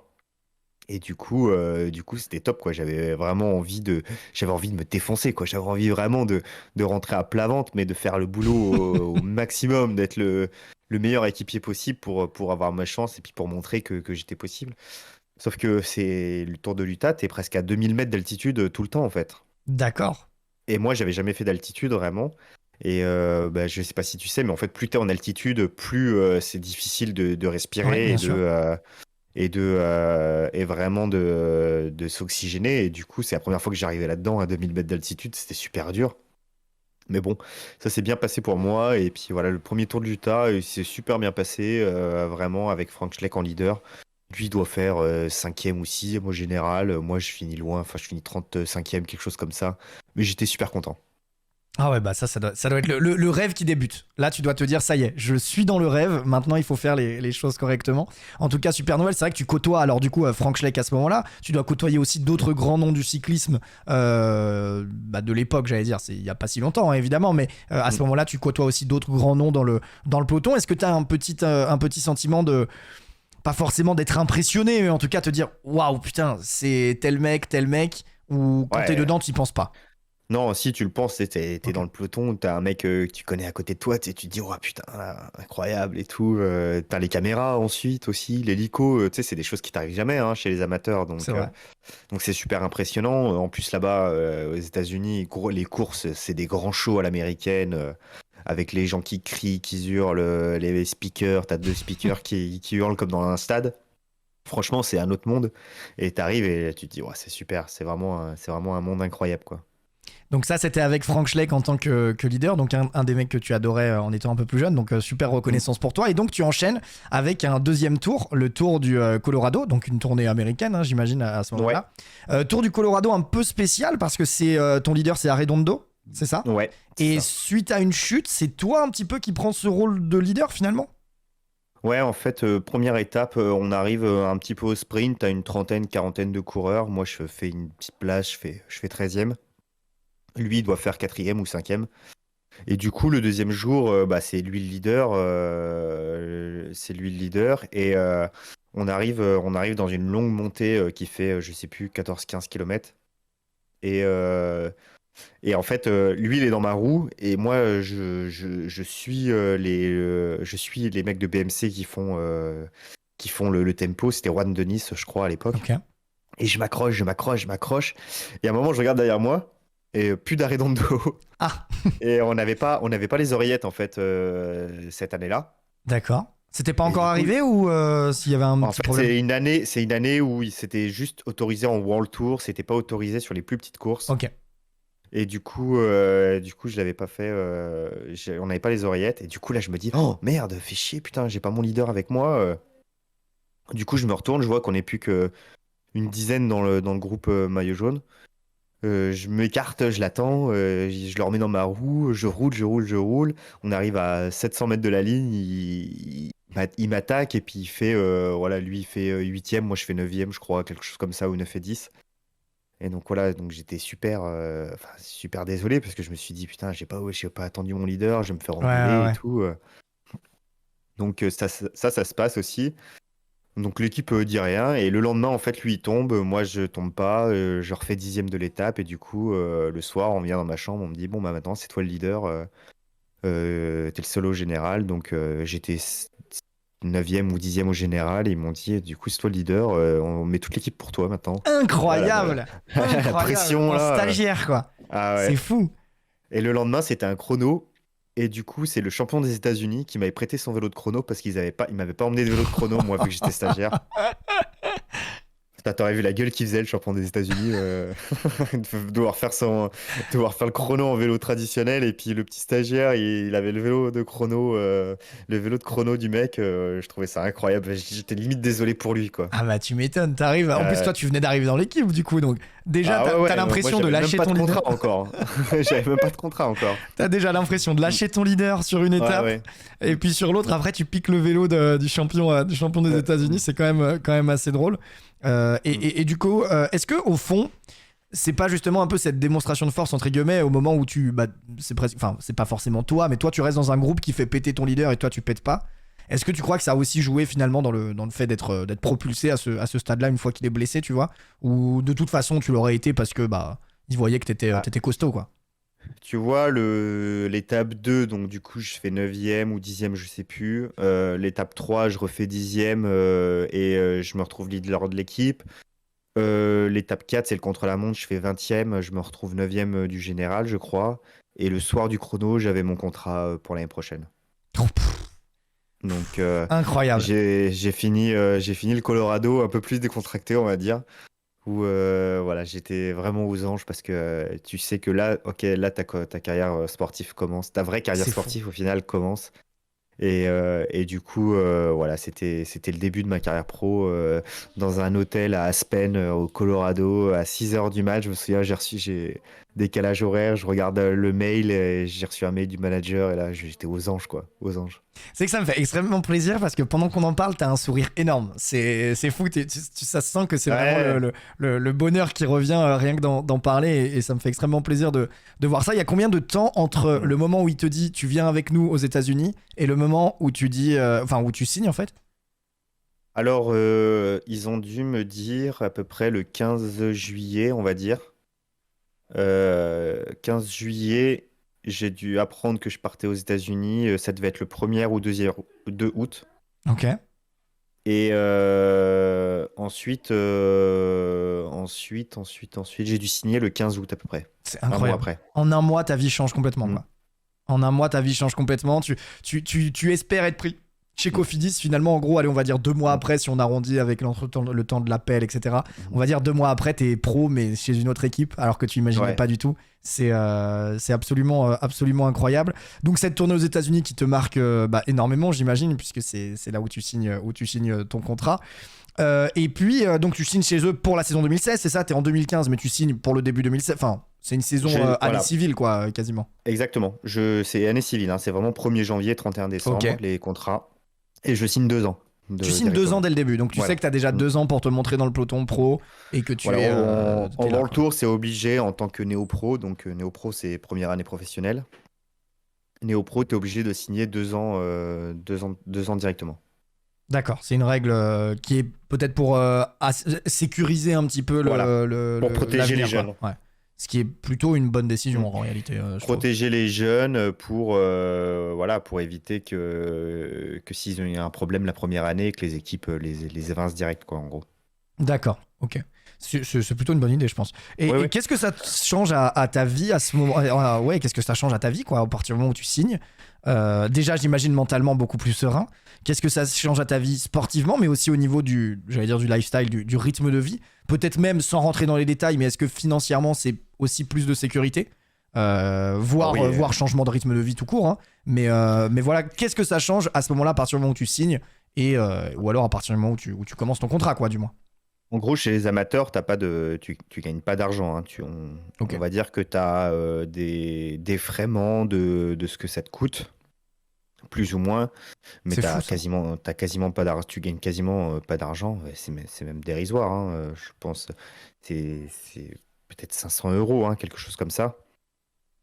Et du coup, voilà, ensuite, l'UCI impose en World Tour un salaire minimum. Donc, du coup, forcément, tu fais presque x10, on va dire.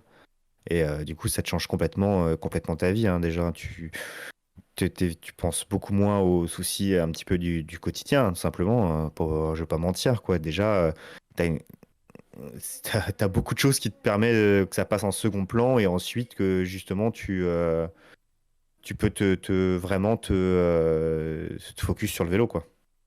Oui, c'est ça, c'est que Mm. au-delà du rythme de Mm. vie qui s'améliore, c'est aussi, comme tu dis, des soucis en Mm. moins à penser et du coup d'être uniquement sur ton sport. Et ça, c'est, j'imagine, un grand soulagement et un grand plaisir au-delà du fait, déjà, au-delà du plaisir sportif. Parce que forcément, tu signes dans une équipe Ouais, ouais. qui est belle, quoi. Donc Ah ouais, déjà, c'est ce clair. plaisir à ce niveau-là. Une équipe que vraiment, pas t'idolâtre, mais presque, quoi. Tu vois, tu sais que c'est l'une des meilleures équipes du monde. Donc voilà, il y a 17 équipes pour le tour. En gros, c'est comme si tu signes au foot dans une équipe directement qui fait la Ligue des Champions, quoi. Ouais. Donc c'est clairement comparable. Donc forcément, ça te fait super plaisir et tu sais que tu vas pouvoir découvrir des courses incroyables, quoi. Et d'ailleurs, la transition est toute trouvée. 2016, donc première année chez les pros. Tu fais évidemment quelques courses avec la Trek Factory Racing. Et c'est ta première Vuelta dès Ouais. 2016, dès ta première année. Donc le premier grand tour, oh là, ça doit être encore. C'est fou l'évolution en moins d'un an. Tu passes de finalement Cofidis ne me retient pas à je fais la Vuelta chez Trek. C'est absolument incroyable. Comment tu le vis ce premier grand tour? Est-ce que c'était la première fois que tu faisais une course aussi longue d'ailleurs? Parce que c'est sur 3 semaines. Ouais. C'est la première Bah fois que oui, tu oui, faisais c'est aussi long. sûr. Comment ça se passe? Quel est ton leader? Explique-nous un peu cette première Vuelta, Oh, quoi. je pourrais même pas me souvenir qui était mon leader au final, D'accord. mais oui, première fois où je faisais une course de 3 semaines. Il y a que 3 grands tours dans l'année qui font 3 semaines. Donc forcément, il y a que les 17 équipes du coup World Tour qui sont invitées, plus 4 autres équipes d'une division inférieure, Continental Pro. Mais oui, je suis sélectionné pour faire la Vuelta, donc du coup mon premier grand tour, et j'étais super content, quoi. Déjà, t'as vraiment envie de le faire, d'être au départ, de découvrir, et voilà, tu sais que c'est la plus grosse course que tu vas faire cette saison, donc voilà, j'étais super content. Ah bah ouais, j'imagine bien. Est-ce que l'ambiance peut-être est différente? La gestion des efforts sur 3 semaines, tu vois. Toi, comment tu le vis au, Mm. au quotidien? Ouais, voilà. Je sais pas. Tu vois, ouais, déjà au niveau des efforts, comment ça se Mm. passe 3 semaines pour une première fois? Bah, j'ai de la chance parce que l'équipe, ils ont vraiment été cool avec moi, ils m'ont vraiment protégé, ils m'ont dit, voilà, la première semaine, c'est vraiment tranquille, tu restes dans le peloton, tu fais pas d'efforts, pas d'échappée, vraiment, on voit comment tu réagis, comment ça va et tout, si tu récupères bien. Deuxième semaine, ça allait toujours bien, je récupérais super bien, donc du coup, voilà, j'ai aidé un peu plus l'équipe. Et puis troisième semaine, j'ai fait ma première échappée, donc voilà, c'était super pour moi, j'étais super content.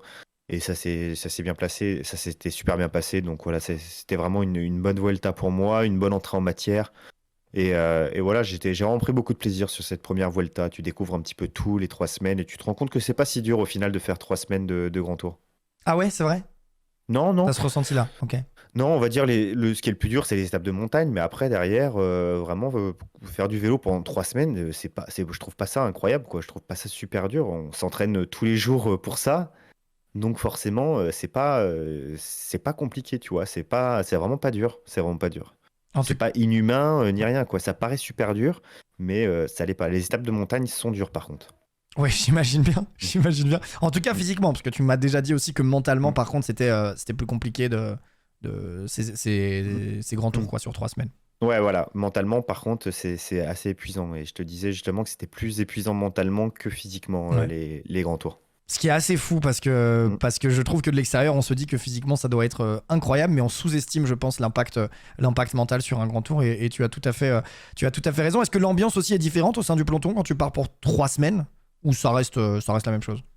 Non, c'est la même chose, plus ou moins. Tu sais, on est les mêmes coureurs toute l'année, un petit peu sur les mêmes courses. Donc voilà, ça change pas grand-chose. La Vuelta, tu profites du soleil. Le Giro, tu profites de la pluie. Et le Tour, tu profites des spectateurs un peu. Pour résumer. Le beau résumé, en rapide mais efficace. Et bah justement, tu vois, on avance d'une année supplémentaire, on passe en 2017. Première sélection en équipe de France avec les grands, cette fois-ci avec Cyril Guimard qui t'appelle pour les Non, championnats d'Europe de cyclisme sur route, c'est ça? non, seulement réserve, seulement Seulement en remplaçant. réserviste, ok. Ouais. Seulement en réserviste, d'accord. Mais est-ce que t'as quand même, à ce moment-là, je sais Mm. pas, est-ce que ça te fait quand même un petit quelque chose, tu vois, ou en tant que réserviste, c'est Ouais. difficile de s'en rendre compte? Bah déjà, tu es dans la petite longue liste, on va dire, des coureurs auxquels tu penses, donc forcément content. Tu te dis que tu progresses bien, que tu fais bien ton travail d'équipier et qu'on pense à toi pour ce boulot-là dans ta nation, donc forcément, ça fait toujours plaisir, ça fait toujours plaisir. Mais du coup, en tant que réserviste, tu ne cours pas cette course? Ah, tu n'y vas même pas. Tu n'y vas même pas. Donc t'es même pas du voyage. Non, non, non, Si non, tu non, on n'a c'est pas besoin juste, de toi à ce moment-là, voilà. c'est voilà. S'il n'y a pas de blessés, pas de malades ou quelque chose comme ça, c'est, voilà. Est-ce que ça a créé quand même une relation avec Cyril Guimard qui est en poste à ce moment-là, ou est-ce que tu le connaissais peut-être déjà d'avant, hein, ou Non, pas pas spécialement. spécialement. Ok, d'accord, Ouais. d'accord. Et donc en 2017, t'as aussi, bon bah du coup on va passer un peu plus rapidement hein, Mm, sur ce passage étant donné que mm. tu l'as pas couru, mais en 2017 tu as la dernière année de Contador Ouais. qui était ton leader à ce moment-là avec justement la Vuelta comme dernière course, donc une année après quoi, parce qu'on parlait de 2016 ta première Vuelta, 2017 la deuxième avec Contador, sa dernière course. Et c'est quand même un moment historique pour le sport espagnol, pour le cyclisme. Comment ça se passe? Quelle est ta relation avec lui aussi? Qu'est-ce que donne cette Vuelta? Un peu les mêmes questions que tout à l'heure, Ouais, mais sur bah la déjà, deuxième, en quoi. fait, chronologiquement, je fais mon premier Giro aussi, mon premier Tour Ouais, d'Italie, cette année-là, ok. donc qui arrive au mois de avril-mai. Donc voilà, je découvre aussi le Giro et du coup, je fais aussi la Volta. Du coup, le gros truc cette année-là, c'est que je fais deux grands tours en fait dans la même année. Ce qu'il n'y a Ma pas tout le deuxième monde qui le année, fait, déjà dans non, dans le peloton. il y a très peu de coureurs Ouais. qui font deux grands tours généralement. Et du coup, je fais surtout en fait, la Volta n'était pas prévue et finalement, je marche pas trop mal. Et on me demande si c'est possible que je fasse la Volta. Et du coup, j'accepte aussi forcément parce que avec Alberto, dernière course en Espagne, tu sais, tu sens que ça va être le Ouais. feu et un moment historique, quoi. Et sur les routes? Et j'ai envie de participer à la fête, tout simplement. Voilà, ouais. Et forcément, super, vraiment top, un moment incroyable et tout ça.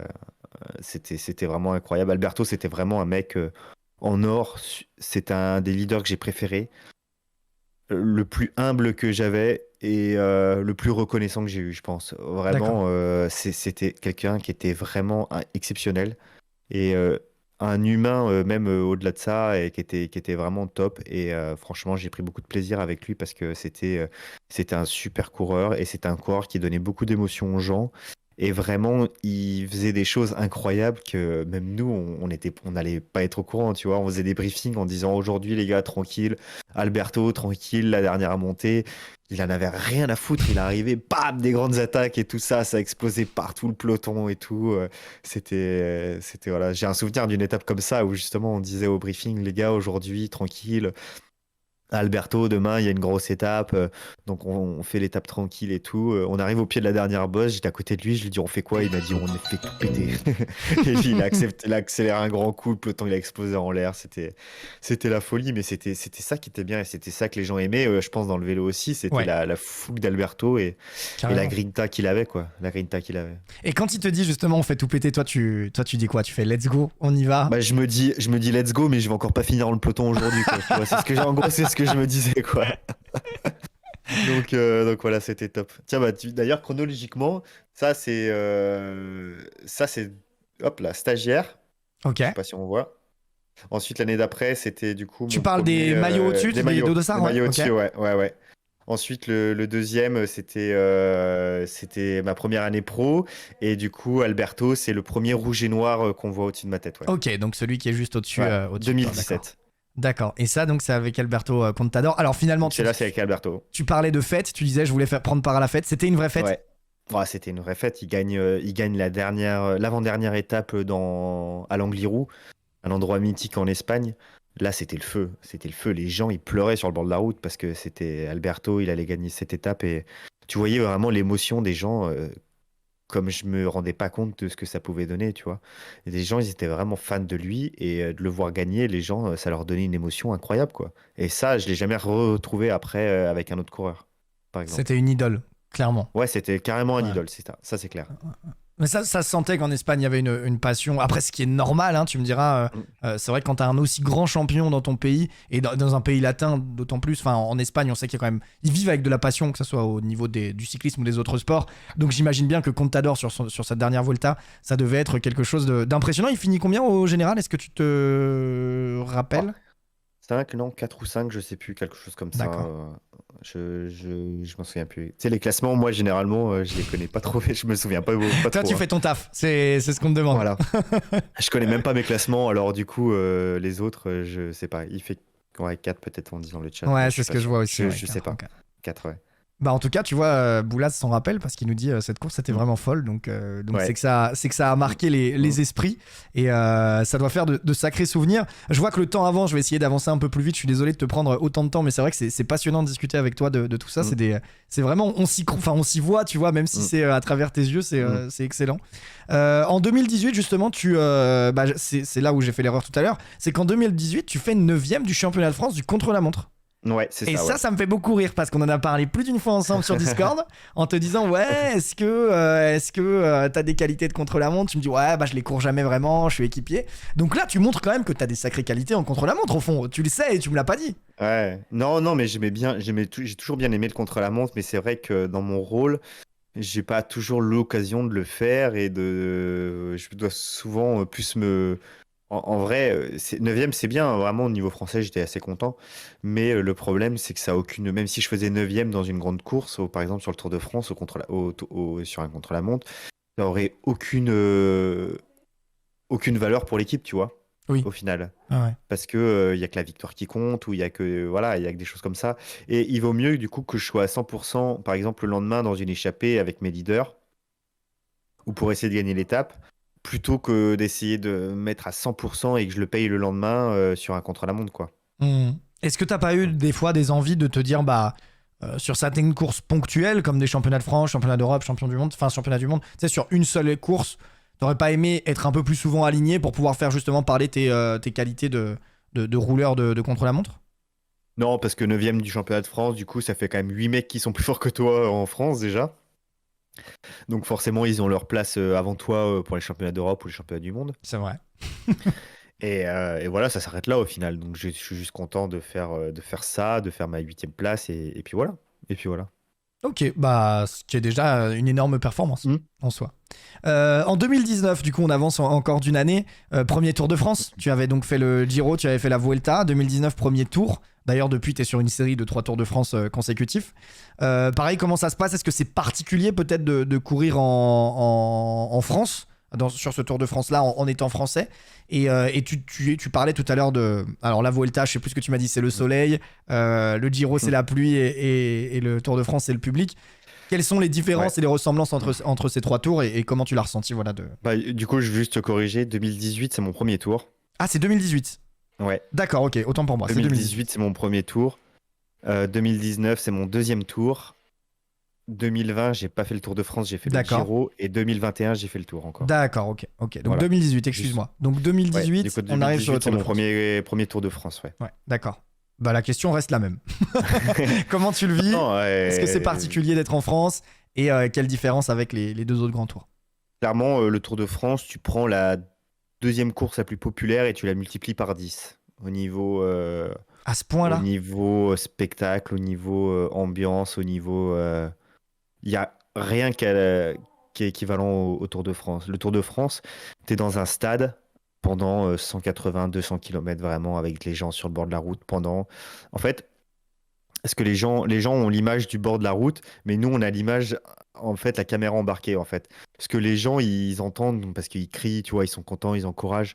Pendant 10 secondes, tu vois, t'as l'impression que ça passe. Nous, ce flux-là, on l'a pendant 180 km avec les gens qui hurlent et qui sont contents et qui viennent d'attendre pendant 4 heures sous le parasol avec le Bob Cochonou et qui sont contents de te voir arriver. Donc, du coup, tu vois, t'as toute l'énergie qui se libère au moment où on passe. Donc, ça, c'est incroyable, tu vois. Et nous, on le vit ça pendant 180-200 km, tu vois. Alors, forcément, c'est ça qui rend le Tour de France incroyable, quoi. C'est que les gens attendent, te voient passer et vraiment, c'est presque incroyable. Enfin, c'est un super moment pour eux et ils te le font savoir. Ah bah ça se voit à la télé, mais c'est vrai que je me suis toujours demandé justement, tu parlais du flux continu, pardon, je me suis toujours posé la question de comment ça se passait pour vous les coureurs. Nous on entend ouais, puis c'est tout. Vous entendez ouais non-stop et ça s'arrête pas quoi pendant toute l'étape. Ça doit être assez fou. C'est fatigant mentalement ou pas d'ailleurs? Ouais, parce que en fait tu rajoutes aussi l'hélico qui est très très bruyant aussi au-dessus de nous. Et à la fin de la course, t'es abruti, hein, parce que t'as entendu crier pendant 180 bornes, et puis t'as l'hélico pendant 180 bornes, et t'es sourd hein, à la fin de la journée, hein, vraiment. C'est incroyable. Hein. C'est incroyable. Hein. C'est vraiment, je te dis, comme dans un stade, quand t'es dans un stade et que ça crie pendant 1 heure et demie de match, et ben nous, on a ça pendant 5 heures, en fait, tout simplement. C'est monstrueux. Et donc, toi, tu disais, tu prends la deuxième course la plus populaire et tu fais x10. Alors Ouais, qu'on disait justement que la Vuelta, c'était un pays de passionnés quand même, les Espagnols. Ouais, c'est clair. Mais ça n'a quand même rien à voir. Alors, je sais pas, quand tu penses à la deuxième course, est-ce que tu penses au Giro, à la Vuelta ou autre? Tu vois, en gros, c'est un raccourci, mais c'est vrai que bon, t'as les grands tours, il y a toujours un petit peu de ferveur, mais le tour, c'est le seul endroit vraiment parce que c'est pendant les vacances, tu sais, au final. Et du coup, t'as vraiment tous les gens qui sont en vacances et qui sont sur le Tour de France, tu vois, c'est vraiment incroyable, quoi. Vraiment, t'as beaucoup plus de monde que dans les autres courses. Et forcément, il y a aussi du monde sur ces autres courses, mais plus dans les endroits stratégiques, j'ai envie de te dire, tu sais, dans les montées, dans les fins de col et tout ça. Le Tour, tu peux être dans une descente à 70 km/h, des fois qu'il y a du monde. Hein. Et tu te dis, mais pourquoi vous vous mettez là? Pourquoi vous mettez là? Vous allez nous voir une demi-seconde en plus, on va passer comme des fusées. Une demi-seconde en plus. C'est incroyable et c'est toujours des images qui sont hyper comment dire, marquantes à la télé de voir tous ces petits villages, toutes ces campagnes qui s'animent, les petites villes également. Enfin, c'est assez impressionnant. Je réagis sur ce que dit François en même temps, mais on est d'accord que là, tu parles de manière objective. Je suis d'accord avec lui. Hein. Ok, t'es d'accord avec lui aussi. Okay. Sur un autre point, c'est que par exemple, pour un coureur italien ou un coureur espagnol, c'est vrai que pour eux, la Vuelta et le Tour d'Italie, c'est plus important. Mais objectivement, vraiment. Objectivement, il y a beaucoup plus de monde et de spectateurs et d'ambiance sur le Tour de France que sur les autres courses, tu vois. Ça, c'est clair et net. D'accord. Donc, de manière objective, il y en a plus, mais c'est compréhensible que c'est plus important pour eux dans leur pays, d'accord. Donc, du coup, tu cours en France. C'est à partir de ce moment-là où tu peux dire, ça y est, j'ai fait les 3 grands tours. Petite fierté quand même, pareil, il n'y a pas tous les coureurs qui peuvent le dire. C'est une petite fierté pour toi de t'avoir dit je fais les 3 grands tours et ça on pourra pas ouais, c'est clair parce que en fait on dans la tête la question qu'on me dit souvent c'est t'es cycliste professionnel, t'as fait le Tour de France et si tu dis non, si t'as fait le Giro et la Vuelta seulement, on te dit ah bon, t'es pas coureur professionnel alors. Non, franchement, je vais pas te mentir, on me l'a dit mais tellement de fois ça que et en vrai et du coup après tu te dis bon bah nickel. Quand moi tu fais le Tour de France, tu peux dire oui, j'ai fait le Tour de France. Et là on te dit ah ouais, c'est incroyable et tout, super. Tu pédales à la télé. Les questions. Des fois, tu dois avoir envie de mettre, pas des petites claques, mais tu dois avoir envie de t'énerver un petit peu à dire putain, mais les gars, il n'y a pas que ça, quoi. Ouais, c'est clair. Non, mais c'est sûr, parce que les gens ne se rendent pas compte en fait qu'on a un calendrier de 90 courses par an, tu vois.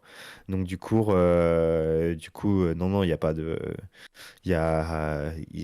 Pour eux, il y a vraiment le Tour de France et le reste de l'année, limite, t'es en vacances, tu sais. Ouais, bah, j'imagine bien que c'est un peu la vision grand public.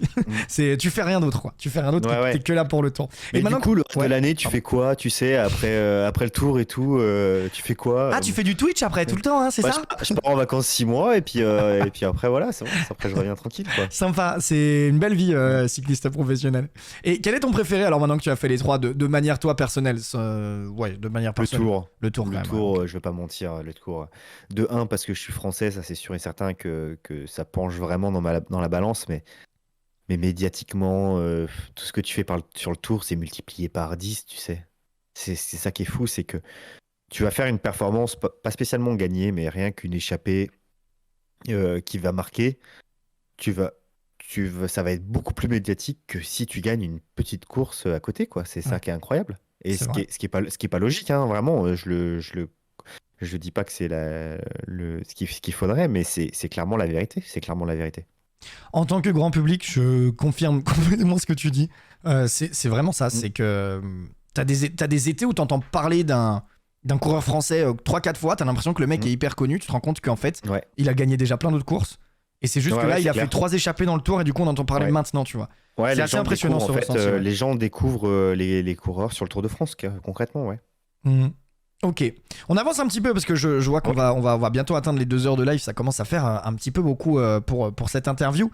Donc là on part en 2020 puisque 2019 on est passé dessus. 2020, une année un petit peu particulière pour toi puisque c'est ta première et pour le moment la seule victoire en pro. 3e étape du Tour des Alpes-Maritimes et du Var, qui est quand même une belle course, hein. On parle pas du Tour de mon petit village, on parle pas du Tour du lac d'Annecy par exemple, mais non, c'est une très belle course sur les pentes du Mont Faron. Ouais. C'est ça, c'est avec alors un mont qui, j'ai regardé un petit peu, c'est pas le plus long, mais il est quand même sacrément intense avec de beaux pourcentages de moyenne et même de beaux pourcentages maximum. Tu le vis comment, toi, cette première victoire? Tu l'as célébrée sur la ligne? Tu savais comment faire en tant qu'équipier, tu vois? Comment tu l'as vécu, comment tu l'as vécu cette première victoire? Ouais, heureusement que j'avais levé pas mal les bras quand même chez les amateurs, donc je me souvenais comment faire, mais la route, tiens. L'anecdote, c'est que la route était tellement défoncée que j'ai même pas pu lever les 2 bras sur la ligne. Donc, même pas ce petit plaisir. J'en ai levé qu'un, mais oui, bien sûr, c'était un moment exceptionnel pour moi parce que tu vois, ton travail est toujours reconnu dans l'équipe et tout. Moi, j'ai vraiment pas de problème avec ça. L'équipe est vraiment cool avec moi en me disant toujours que c'est super bien ce que je fais et tout. Mon travail est vraiment reconnu, donc du coup, ça me fait déjà plaisir d'un point de vue personnel.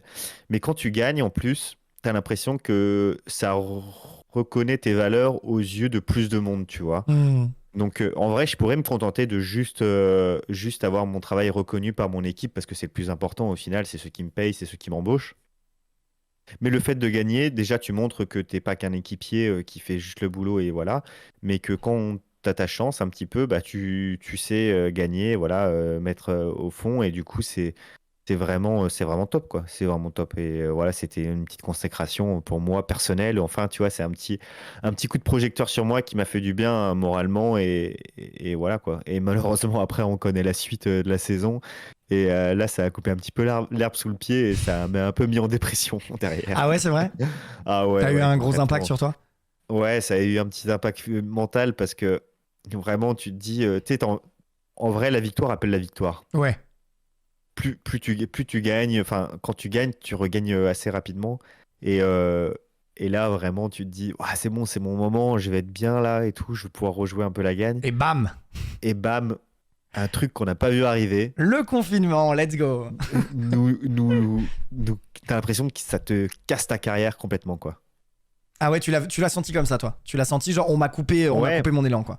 Ouais, Okay. Et puis après, bon, maintenant avec le recul, tu vois, c'est bête de dire ça, mais au final, je sais pas comment c'était pour toi, mais moi, on est arrivé dans un moment où on savait vraiment rien de rien. Ouais. Et je me demandais même encore si j'allais être cycliste professionnel, si le sport allait continuer, si plein de choses allaient continuer. C'était peut-être extrême, mais tu commences à te dire, là, on est un peu dans la merde, quoi. Et du coup, franchement, tu sais pas quand est-ce que tu vas reprendre, tu sais pas est-ce que tu vas faire, tu sais pas plein de choses.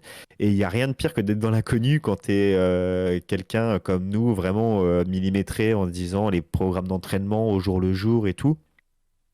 Et là, d'être dans l'inconnu, c'était assez compliqué à gérer.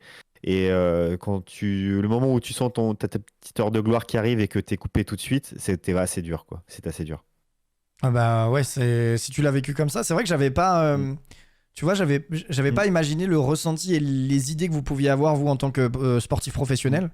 Et c'est vrai que c'est assez intéressant d'avoir ce retour-là et cette frustration finalement qui est née en toi à ce moment-là. Est-ce que tu penses d'ailleurs que s'il n'y avait pas eu cette pandémie, t'aurais pu espérer, alors attention, on va pas dire que ça aurait été le cas, mais t'aurais pu espérer attraper d'autres victoires sympas pour ta carrière? Je fais pas de plan sur la comète parce qu'au final, c'est compliqué de savoir maintenant, tu vois. Mais voilà, c'était dommage, tu vois. C'était juste dommage. Je vais pas dire oui, je vais pas dire non, mais voilà, on se sépare au final et puis c'est comme ça. C'est comme ça. Tu as raison, je pense qu'il vaut mieux se dire ça. D'ailleurs, pour cette étape, pour revenir rapidement à cette étape-là, donc du coup, j'allais dire tu bats, je sais même pas comment dire, tu lâches Nance Peters, en tout cas, tu arrives à passer devant lui. On arrive au sprint tous les deux. Ok, vous arrivez en sprint. Dans quelle mentalité tu étais au début de l'étape? Est-ce que c'était prévu que tu joues la victoire? Est-ce que c'était un concours de circonstances? Ou comment ça s'est passé sur cette étape-là? C'était prévu que j'aille dans l'échappée, en fait. D'accord. Parce qu'il y avait des chances qu'on puisse aller au bout. Et voilà, je me suis retrouvé tout de suite dans l'échappée dès le kilomètre zéro avec, on était une quinzaine, je crois, presque 12-13. On a bien tourné ensemble. À l'avant-dernière borse, j'ai attaqué. Je me suis retrouvé tout seul à peu près 25 km de l'arrivée. Audacieux. Ouais, audacieux, mais je me sentais bien. Le peloton revenait assez fort derrière. Il y avait Arkea qui roulait du coup pour Quintana déjà assez fort. Et je me sentais bien et j'avais vraiment envie d'essayer de jouer la gagne. Et du coup, Nance Peter s'est rentré sur moi dans la dernière ascension à 2 km de l'arrivée, je crois.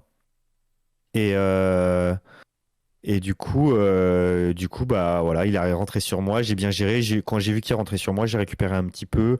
Il m'a attaqué directement. J'ai réussi à suivre. Et puis au sprint, je savais que j'avais une bonne pointe de vitesse et que je pouvais le battre. Et du coup, voilà, c'est ce qui s'est passé.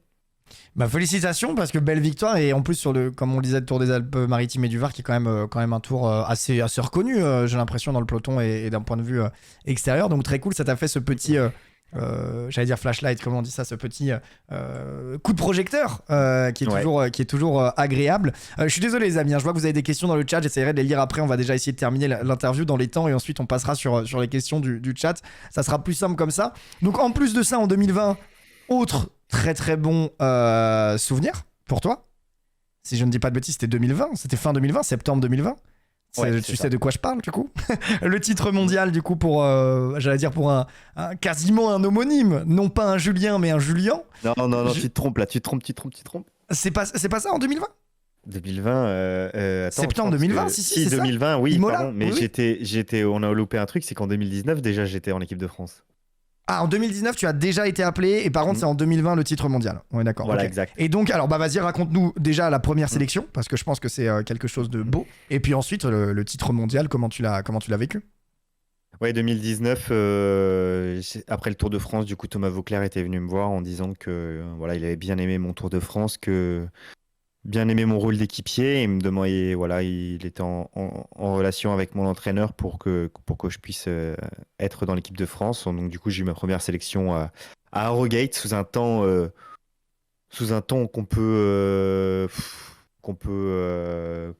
on peut définir comme catastrophique. Et le mot est faible. Catastrophique pour être gentil, j'allais dire. Donc, je crois qu'il faisait 4 degrés toute la journée et qu'il pleuvait comme c'est pas permis, comme ça devrait pas exister. Et voilà, du coup, j'ai roulé toute la journée à l'avant dans le peloton pour justement contrôler l'échappée. Et voilà, j'ai bâché après parce que au bout de 100 km à rouler, j'étais un peu fatigué. Et voilà, on n'a pas eu de titre, mais bon, c'était déjà une super expérience c'était une super expérience déjà, une bonne première expérience pardon, en équipe de France. Et mon équipier chez Trek a été champion du monde cette année-là, Pedersen. Petite satisfaction quand même si c'est pas ton équipe du moment parce que tu représentes la France. Petite satisfaction quand même. Je vais pas mentir, j'étais dans le bus, du coup on regardait le final avec ceux de l'équipe de France qui avaient bâché. J'étais le seul mec qui était content dans les bus, hein. Mais c'est humain, tu peux pas non Ouais, plus. Bah oui, bah oui, c'est en normal. fait, T'aurais préféré que ça soit un Français dans ton équipe, mais Bien quitte à ce sûr. que ça soit pas un Français, bon bah autant que ça soit un de tes coéquipiers Voilà, pro. en fait, ce que les gens ont un petit peu de mal à comprendre, c'est que moi, je vis 364 jours presque avec mes équipiers, tu vois. Vraiment, pas vivre tous les jours, mais voilà, j'ai une relation avec mes équipiers pendant 364 jours. Et le jour où il y a le championnat du monde, tu passes français et là, tu passes dans une autre équipe, tu vois. En gros, Ouais. pendant un jour, tu es avec une autre équipe.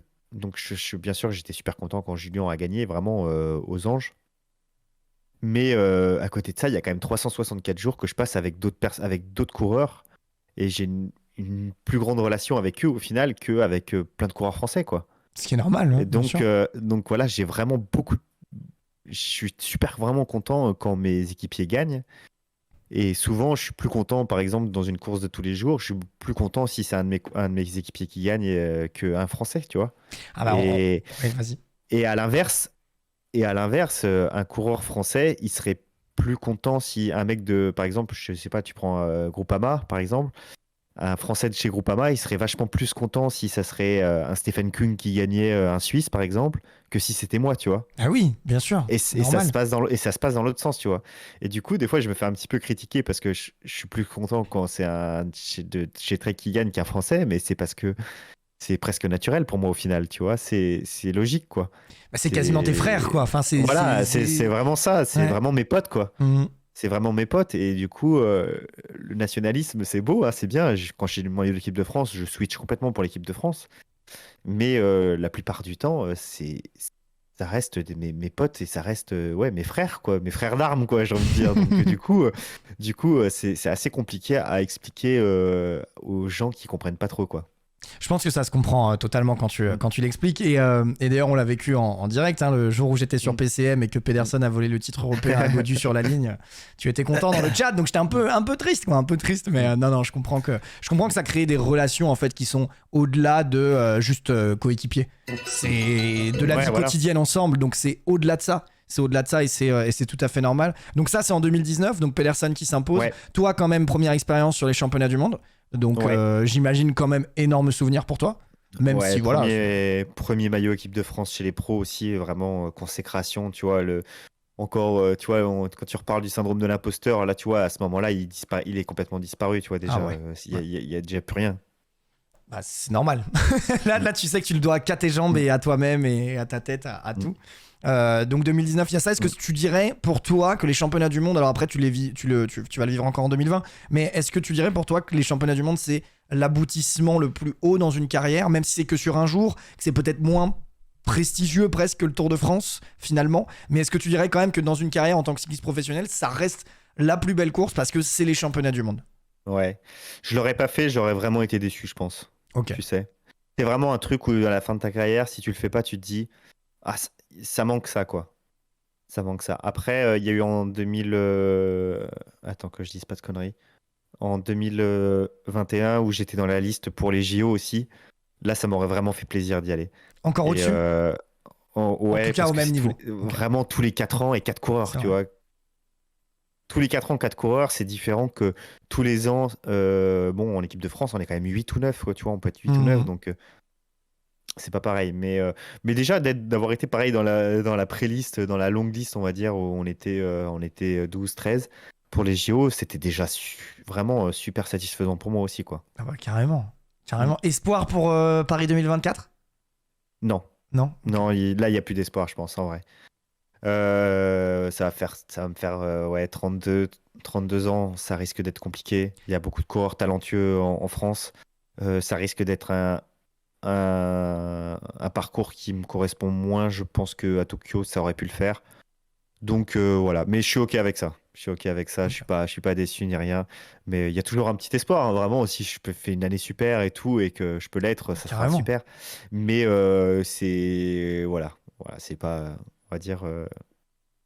Je m'attends pas à le faire.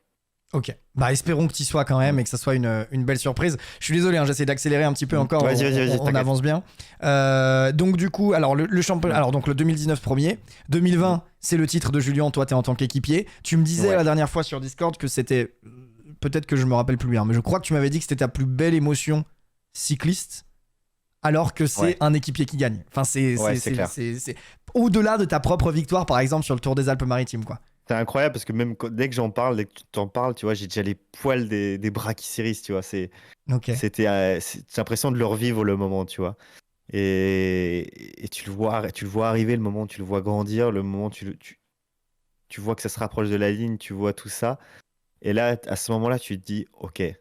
Donc là, on vit un moment historique, c'est sûr et certain, parce que ça faisait 23 ans qu'on attendait. Et tu te dis, oh, et j'étais parmi les 8 coureurs au départ, quoi. Et là, tu te dis, ouah. Et puis t'as mis ta Même pierre si. à l'édifice. T'as eu un rôle là-dedans. Enfin, Ouais, ouais. Après, j'ai pas eu le rôle le plus décisif, ça c'est clair et net, tu vois. Ce jour-là, Guillaume Martin, Rudy, Mollard, ils étaient mais monstrueux. Surtout Guillaume Martin, il a fait un taf mais incroyable, franchement. On lui doit clairement la victoire. Tu vois, mon rôle, il y a plein de coureurs qui auraient pu le faire, en vrai. Pour être honnête, mon rôle, il y a plein de coureurs qui auraient pu le faire. Il y a plein de mecs qui auraient pu être à ma place et qui auraient pu faire le même truc que moi et ça aurait marché aussi, tu vois. Mais le rôle que Guillaume a eu, il y a très peu de coureurs qui auraient pu le faire et qui auraient pu le faire aussi bien que lui, Guillaume Martin.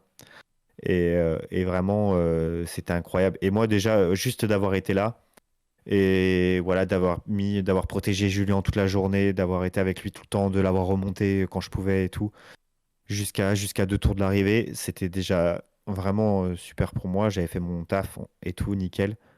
Et après, derrière, bah voilà, il était au-dessus, on connaît la suite, il attaque dans la montée, il finit tout seul. Il, il rend heureux des millions de gens, et puis et C'est voilà vrai. quoi. Et tu sais, il passe la ligne, tu te sautes dans les bras comme ça, là, tu te dis, tu sens toute l'émotion qui tombe sur toi, là, dans ton dos et tout, et tu fais, waouh, c'est génial. Et là, tu es dans un moment d'euphorie incroyable, quoi. Vraiment, tu vis un moment incroyable, quoi. C'est que même quand t'en parles, toi-même, tu me donnes les Mm. frissons tellement que ça retranscrit d'émotions et ça se sent. Ouais. Ça devait être une émotion indescriptible. Je pense que si tu le vis pas, tu peux pas comprendre. Ça doit être Non, monstrueux. c'est clair. Et en fait, tu vois, pour l'anecdote, au final, j'étais en chambre avec Quentin Paché, justement. Et c'est de là aussi que notre amitié avec Quentin, elle est née, parce qu'on a vécu ce moment-là ensemble, du Ouais. coup. On était sur la ligne ensemble, on était en chambre ensemble, et vraiment, c'est comme ça qu'on a eu cette amitié qui s'est créée avec ce gros moment d'émotion qu'on a ensemble. Et vraiment, c'était super, quoi. Franchement, c'était super. Et voilà, et avec Quentin, du coup, c'est presque l'un de mes meilleurs potes dans le vélo, grâce à ça aussi, je pense. Et déjà, Julien, c'est un super pote à moi. Mais tu vois, ce jour-là, c'était vraiment, franchement, je peux même pas décrire la joie qu'on avait, tu vois, la joie qu'on avait. Et sur le coup, vous en êtes rendu compte à quel point c'était historique. Parce que là, tu me disais, ouais, on Ouais, tu savait le quand il a sais. passé, tu savais déjà. Ok, tu te Tu rends sais que compte. c'est historique. Parce Ok. que moi, j'en ai passé du temps derrière ma télé des championnats du monde. J'en ai regardé en espérant de voir un Français champion du monde, tu sais. Et là, de le voir arriver, limite, tu as l'impression de sentir tout le monde derrière la télé, tu sais, C'était clairement ça. pas chialer, mais tu vois, presque au final, tu vois, Ah, mais en vrai. c'était clairement ça, hein. Et limite, tu as l'impression, tu le sens, tu le sens avec toi, tu vois, tu le sens concrètement avec toi, quoi. T'es vraiment, t'es transcendé, quoi. Et le soir, après, c'était génial, quoi. Tu vois, y a plus rien qui existe après. Oh, bah Plus alors rien là, qui tu dois existe, tout franchement. oublier. Tu sais que tu vas pas te coucher tôt, quoi. Tu vois, la fatigue, elle est tellement loin qu'il y a zéro problème, hein. Là, tu peux aller jusqu'au bout de la nuit, hein, il y a pas de souci, hein. Ah, j'imagine que vous avez profité pour fêter On tout a ça. Ouais. retourné l'hôtel. Je veux pas mentir, on a retourné l'hôtel. Les employés de l'hôtel devaient être contents de vous voir arriver, tiens. Ils devaient être heureux. C'est clair, c'est clair. Ouais, du coup, grosse fête. Je sais pas, un petit peu de temps pour fêter ça quand même avant de retourner dans votre quotidien. Vous êtes restés un peu ensemble? Moi, je faisais le Giro 10 jours après, moi. Ok, let's go, c'est bien. Ouais, ouais, ouais.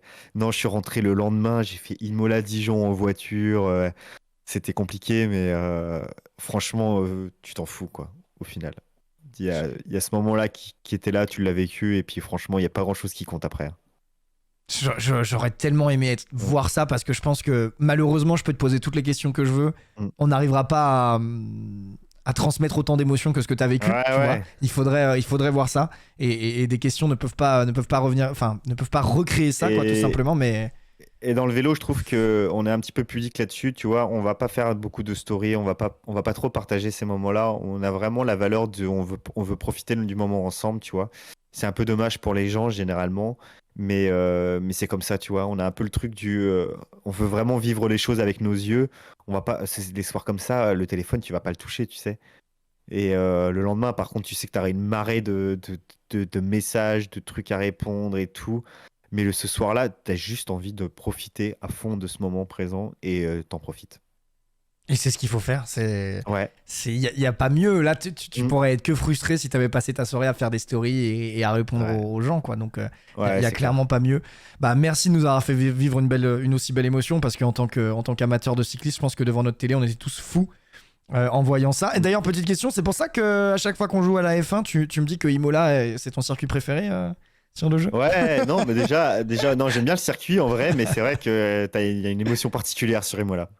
Ah, j'imagine que ça, c'est Ouais. marqué, mais à vie. Je Mm. pense que tu t'en Ouais. rappelleras, mais comme si c'était hier pour ta vie entière. Et en même temps, tout a dû passer très vite dans ta tête, j'imagine. Parce que Ouais. c'est sur un jour, quoi. C'est à la fois beau et à la fois terrible dans la tête d'un cycliste. Tu te dis, c'est un souvenir qui est créé sur un jour, qui ne durera qu'un jour. Et après, chacun repart à son quotidien. Mais en même temps, ça doit vraiment servir de bulle. Je pense, hein, j'imagine que ça doit vraiment servir de c'est bulle clair. un petit peu à l'écart de tout, quoi. Ça crée un groupe de façon accélérée, on va dire, tu sais. Ok, je vois tout à fait. On est le groupe d'Imola et on restera toujours le groupe d'Imola, tu vois. Putain, c'est beau. On a un groupe sur WhatsApp et ce groupe, il restera. Il n'y a jamais personne qui a osé rien que de le quitter, quoi, ce groupe-là. Je pense que personne ne le quittera jamais. Non, je pense pas non plus. Personne ne le fera, même si dans 10 ans. Et tant mieux. Bah écoute, on arrive à la fin des questions, on va dire, sur comment dire, sur l'évolution de ta carrière, sur la chronologie. Par contre, j'ai 2-3 petites questions un peu plus génériques.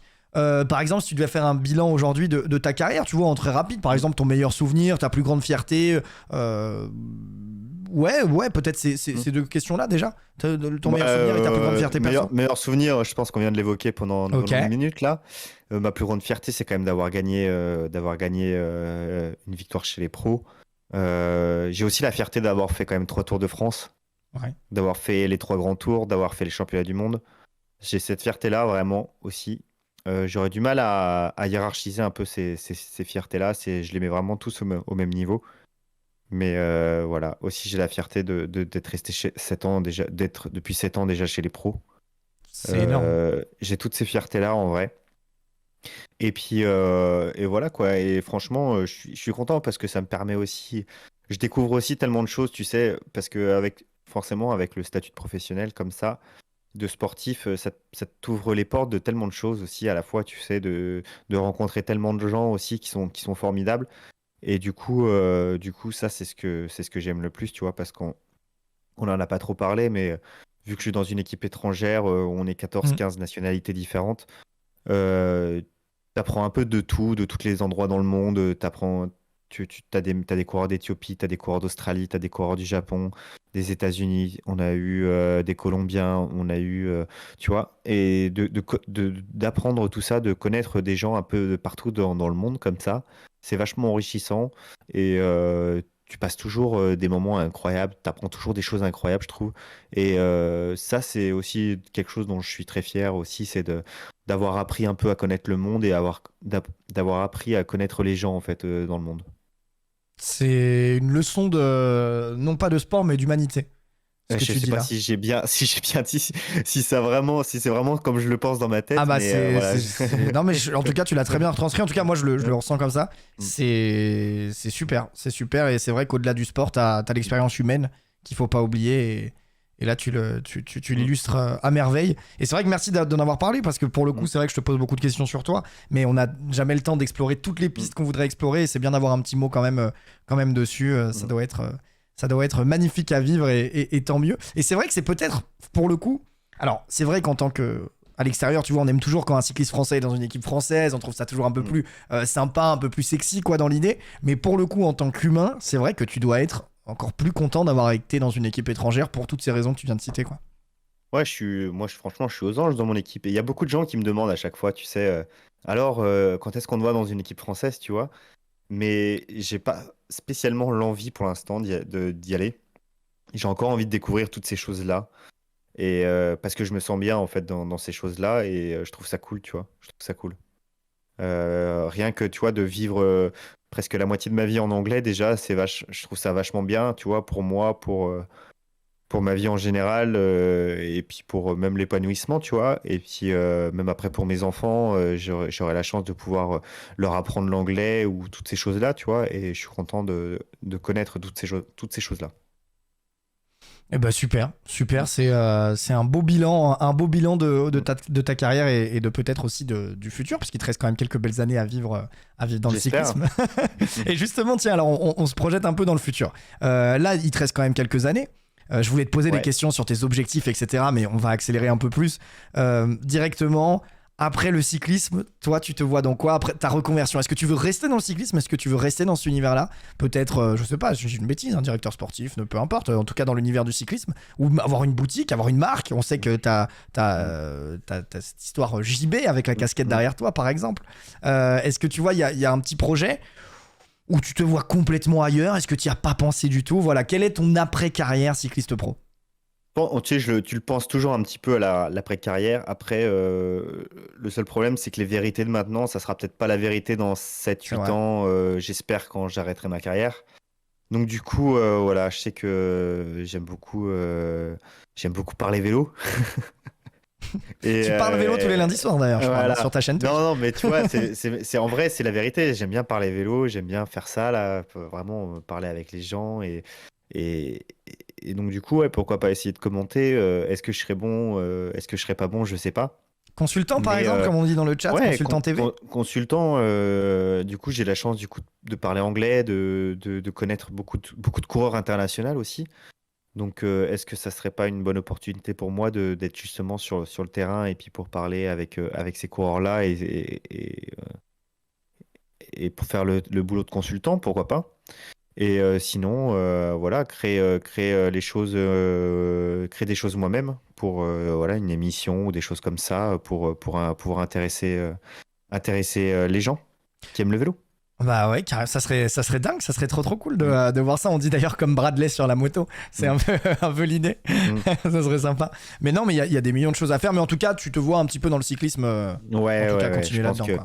Je pense que je vais rester dans le cyclisme, pardon. Ouais, c'est clairement ce que j'aime, c'est ce que je maîtrise aussi, donc c'est plus facile, on va dire. Mais c'est vrai que voilà, déjà ce que je fais le lundi soir, c'est vraiment quelque chose que j'aime, et c'est pour ça aussi que je le fais, quoi. Tu vois, il y a plein de coureurs qui aimeraient pas, on va dire, perdre leur temps à faire ça. Mais moi, si je le fais, c'est parce que je l'accepte et je l'aime et j'aime faire ça, tu vois. Donc du coup.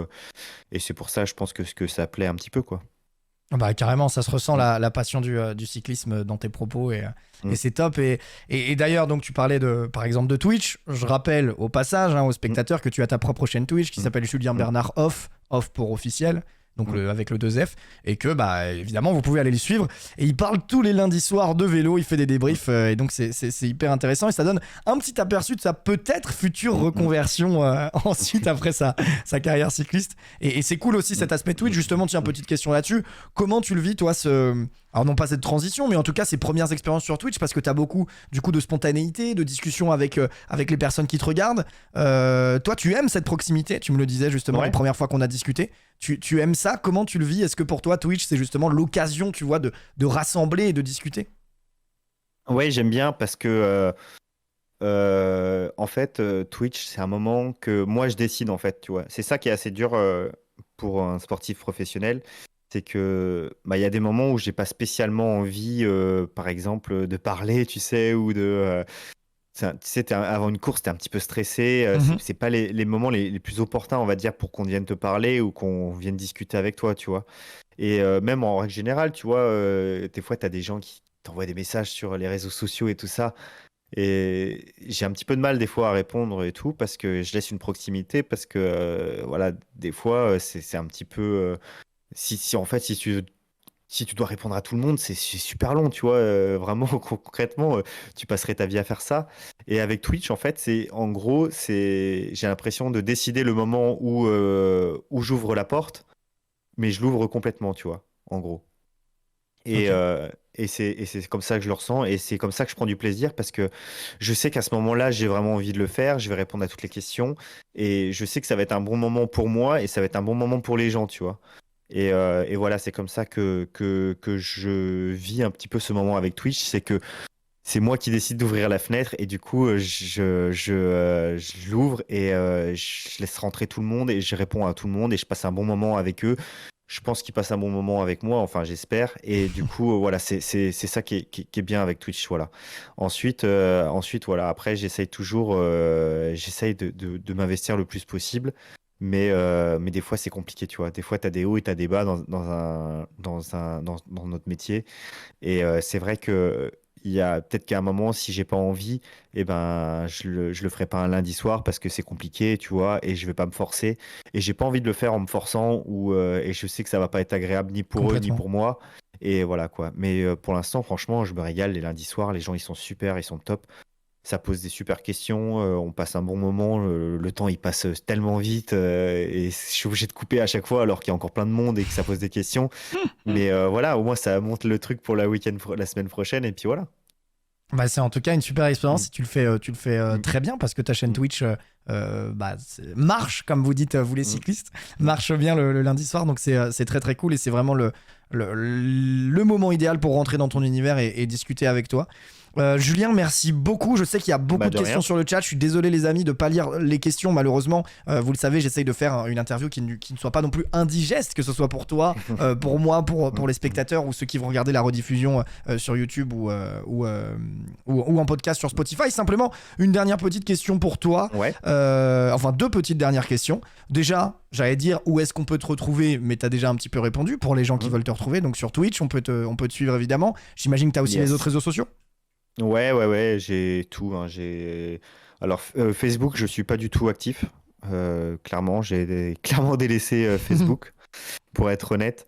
Très actif sur Twitter, très actif sur Insta. J'essaye de partager un petit peu ma vie sur Insta, mais c'est pas évident. J'ai toujours un petit peu de mal en fait à le faire.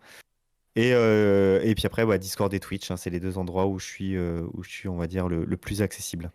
Ok, et bah écoute, de toute façon, j'essaierai de mettre, pour ceux qui regarderont tout ça en rediffusion, tous les liens dans la description, tout ce qui te concerne, comme ça au moins ils auront absolument tout. Et d'ailleurs, j'en profite pour rappeler à nouveau que tu fais de magnifiques stories sur Instagram qui donnent à chaque fois envie d'aller rouler. Merci beaucoup Julien, une petite dernière question du coup.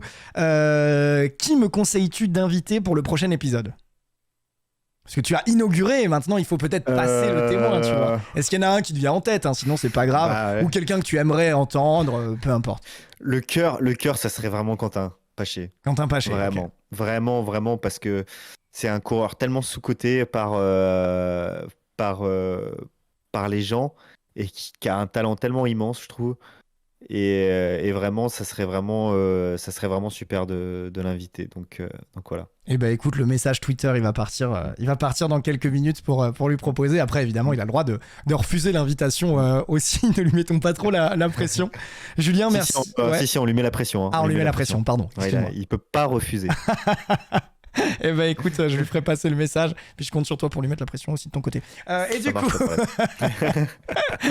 du coup, Julien, merci beaucoup. Je te souhaite une excellente soirée. Un grand merci pour toutes ces émotions. Franchement, t'as su retranscrire le truc. Je suis impressionné. Je pensais pas ressentir des émotions en te posant des questions, mais quand tu me parles du titre mondial de Julien, quand tu me parles de tes premières années où t'as le grand sourire, etc.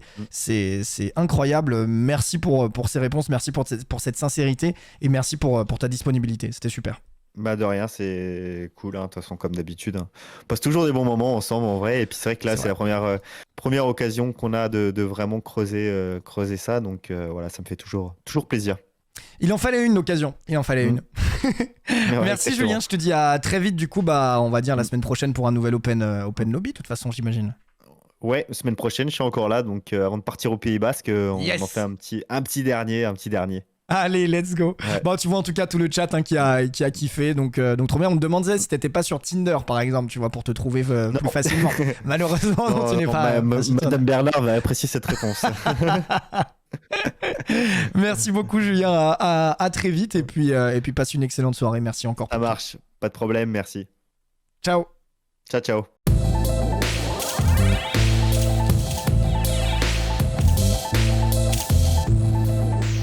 Boop.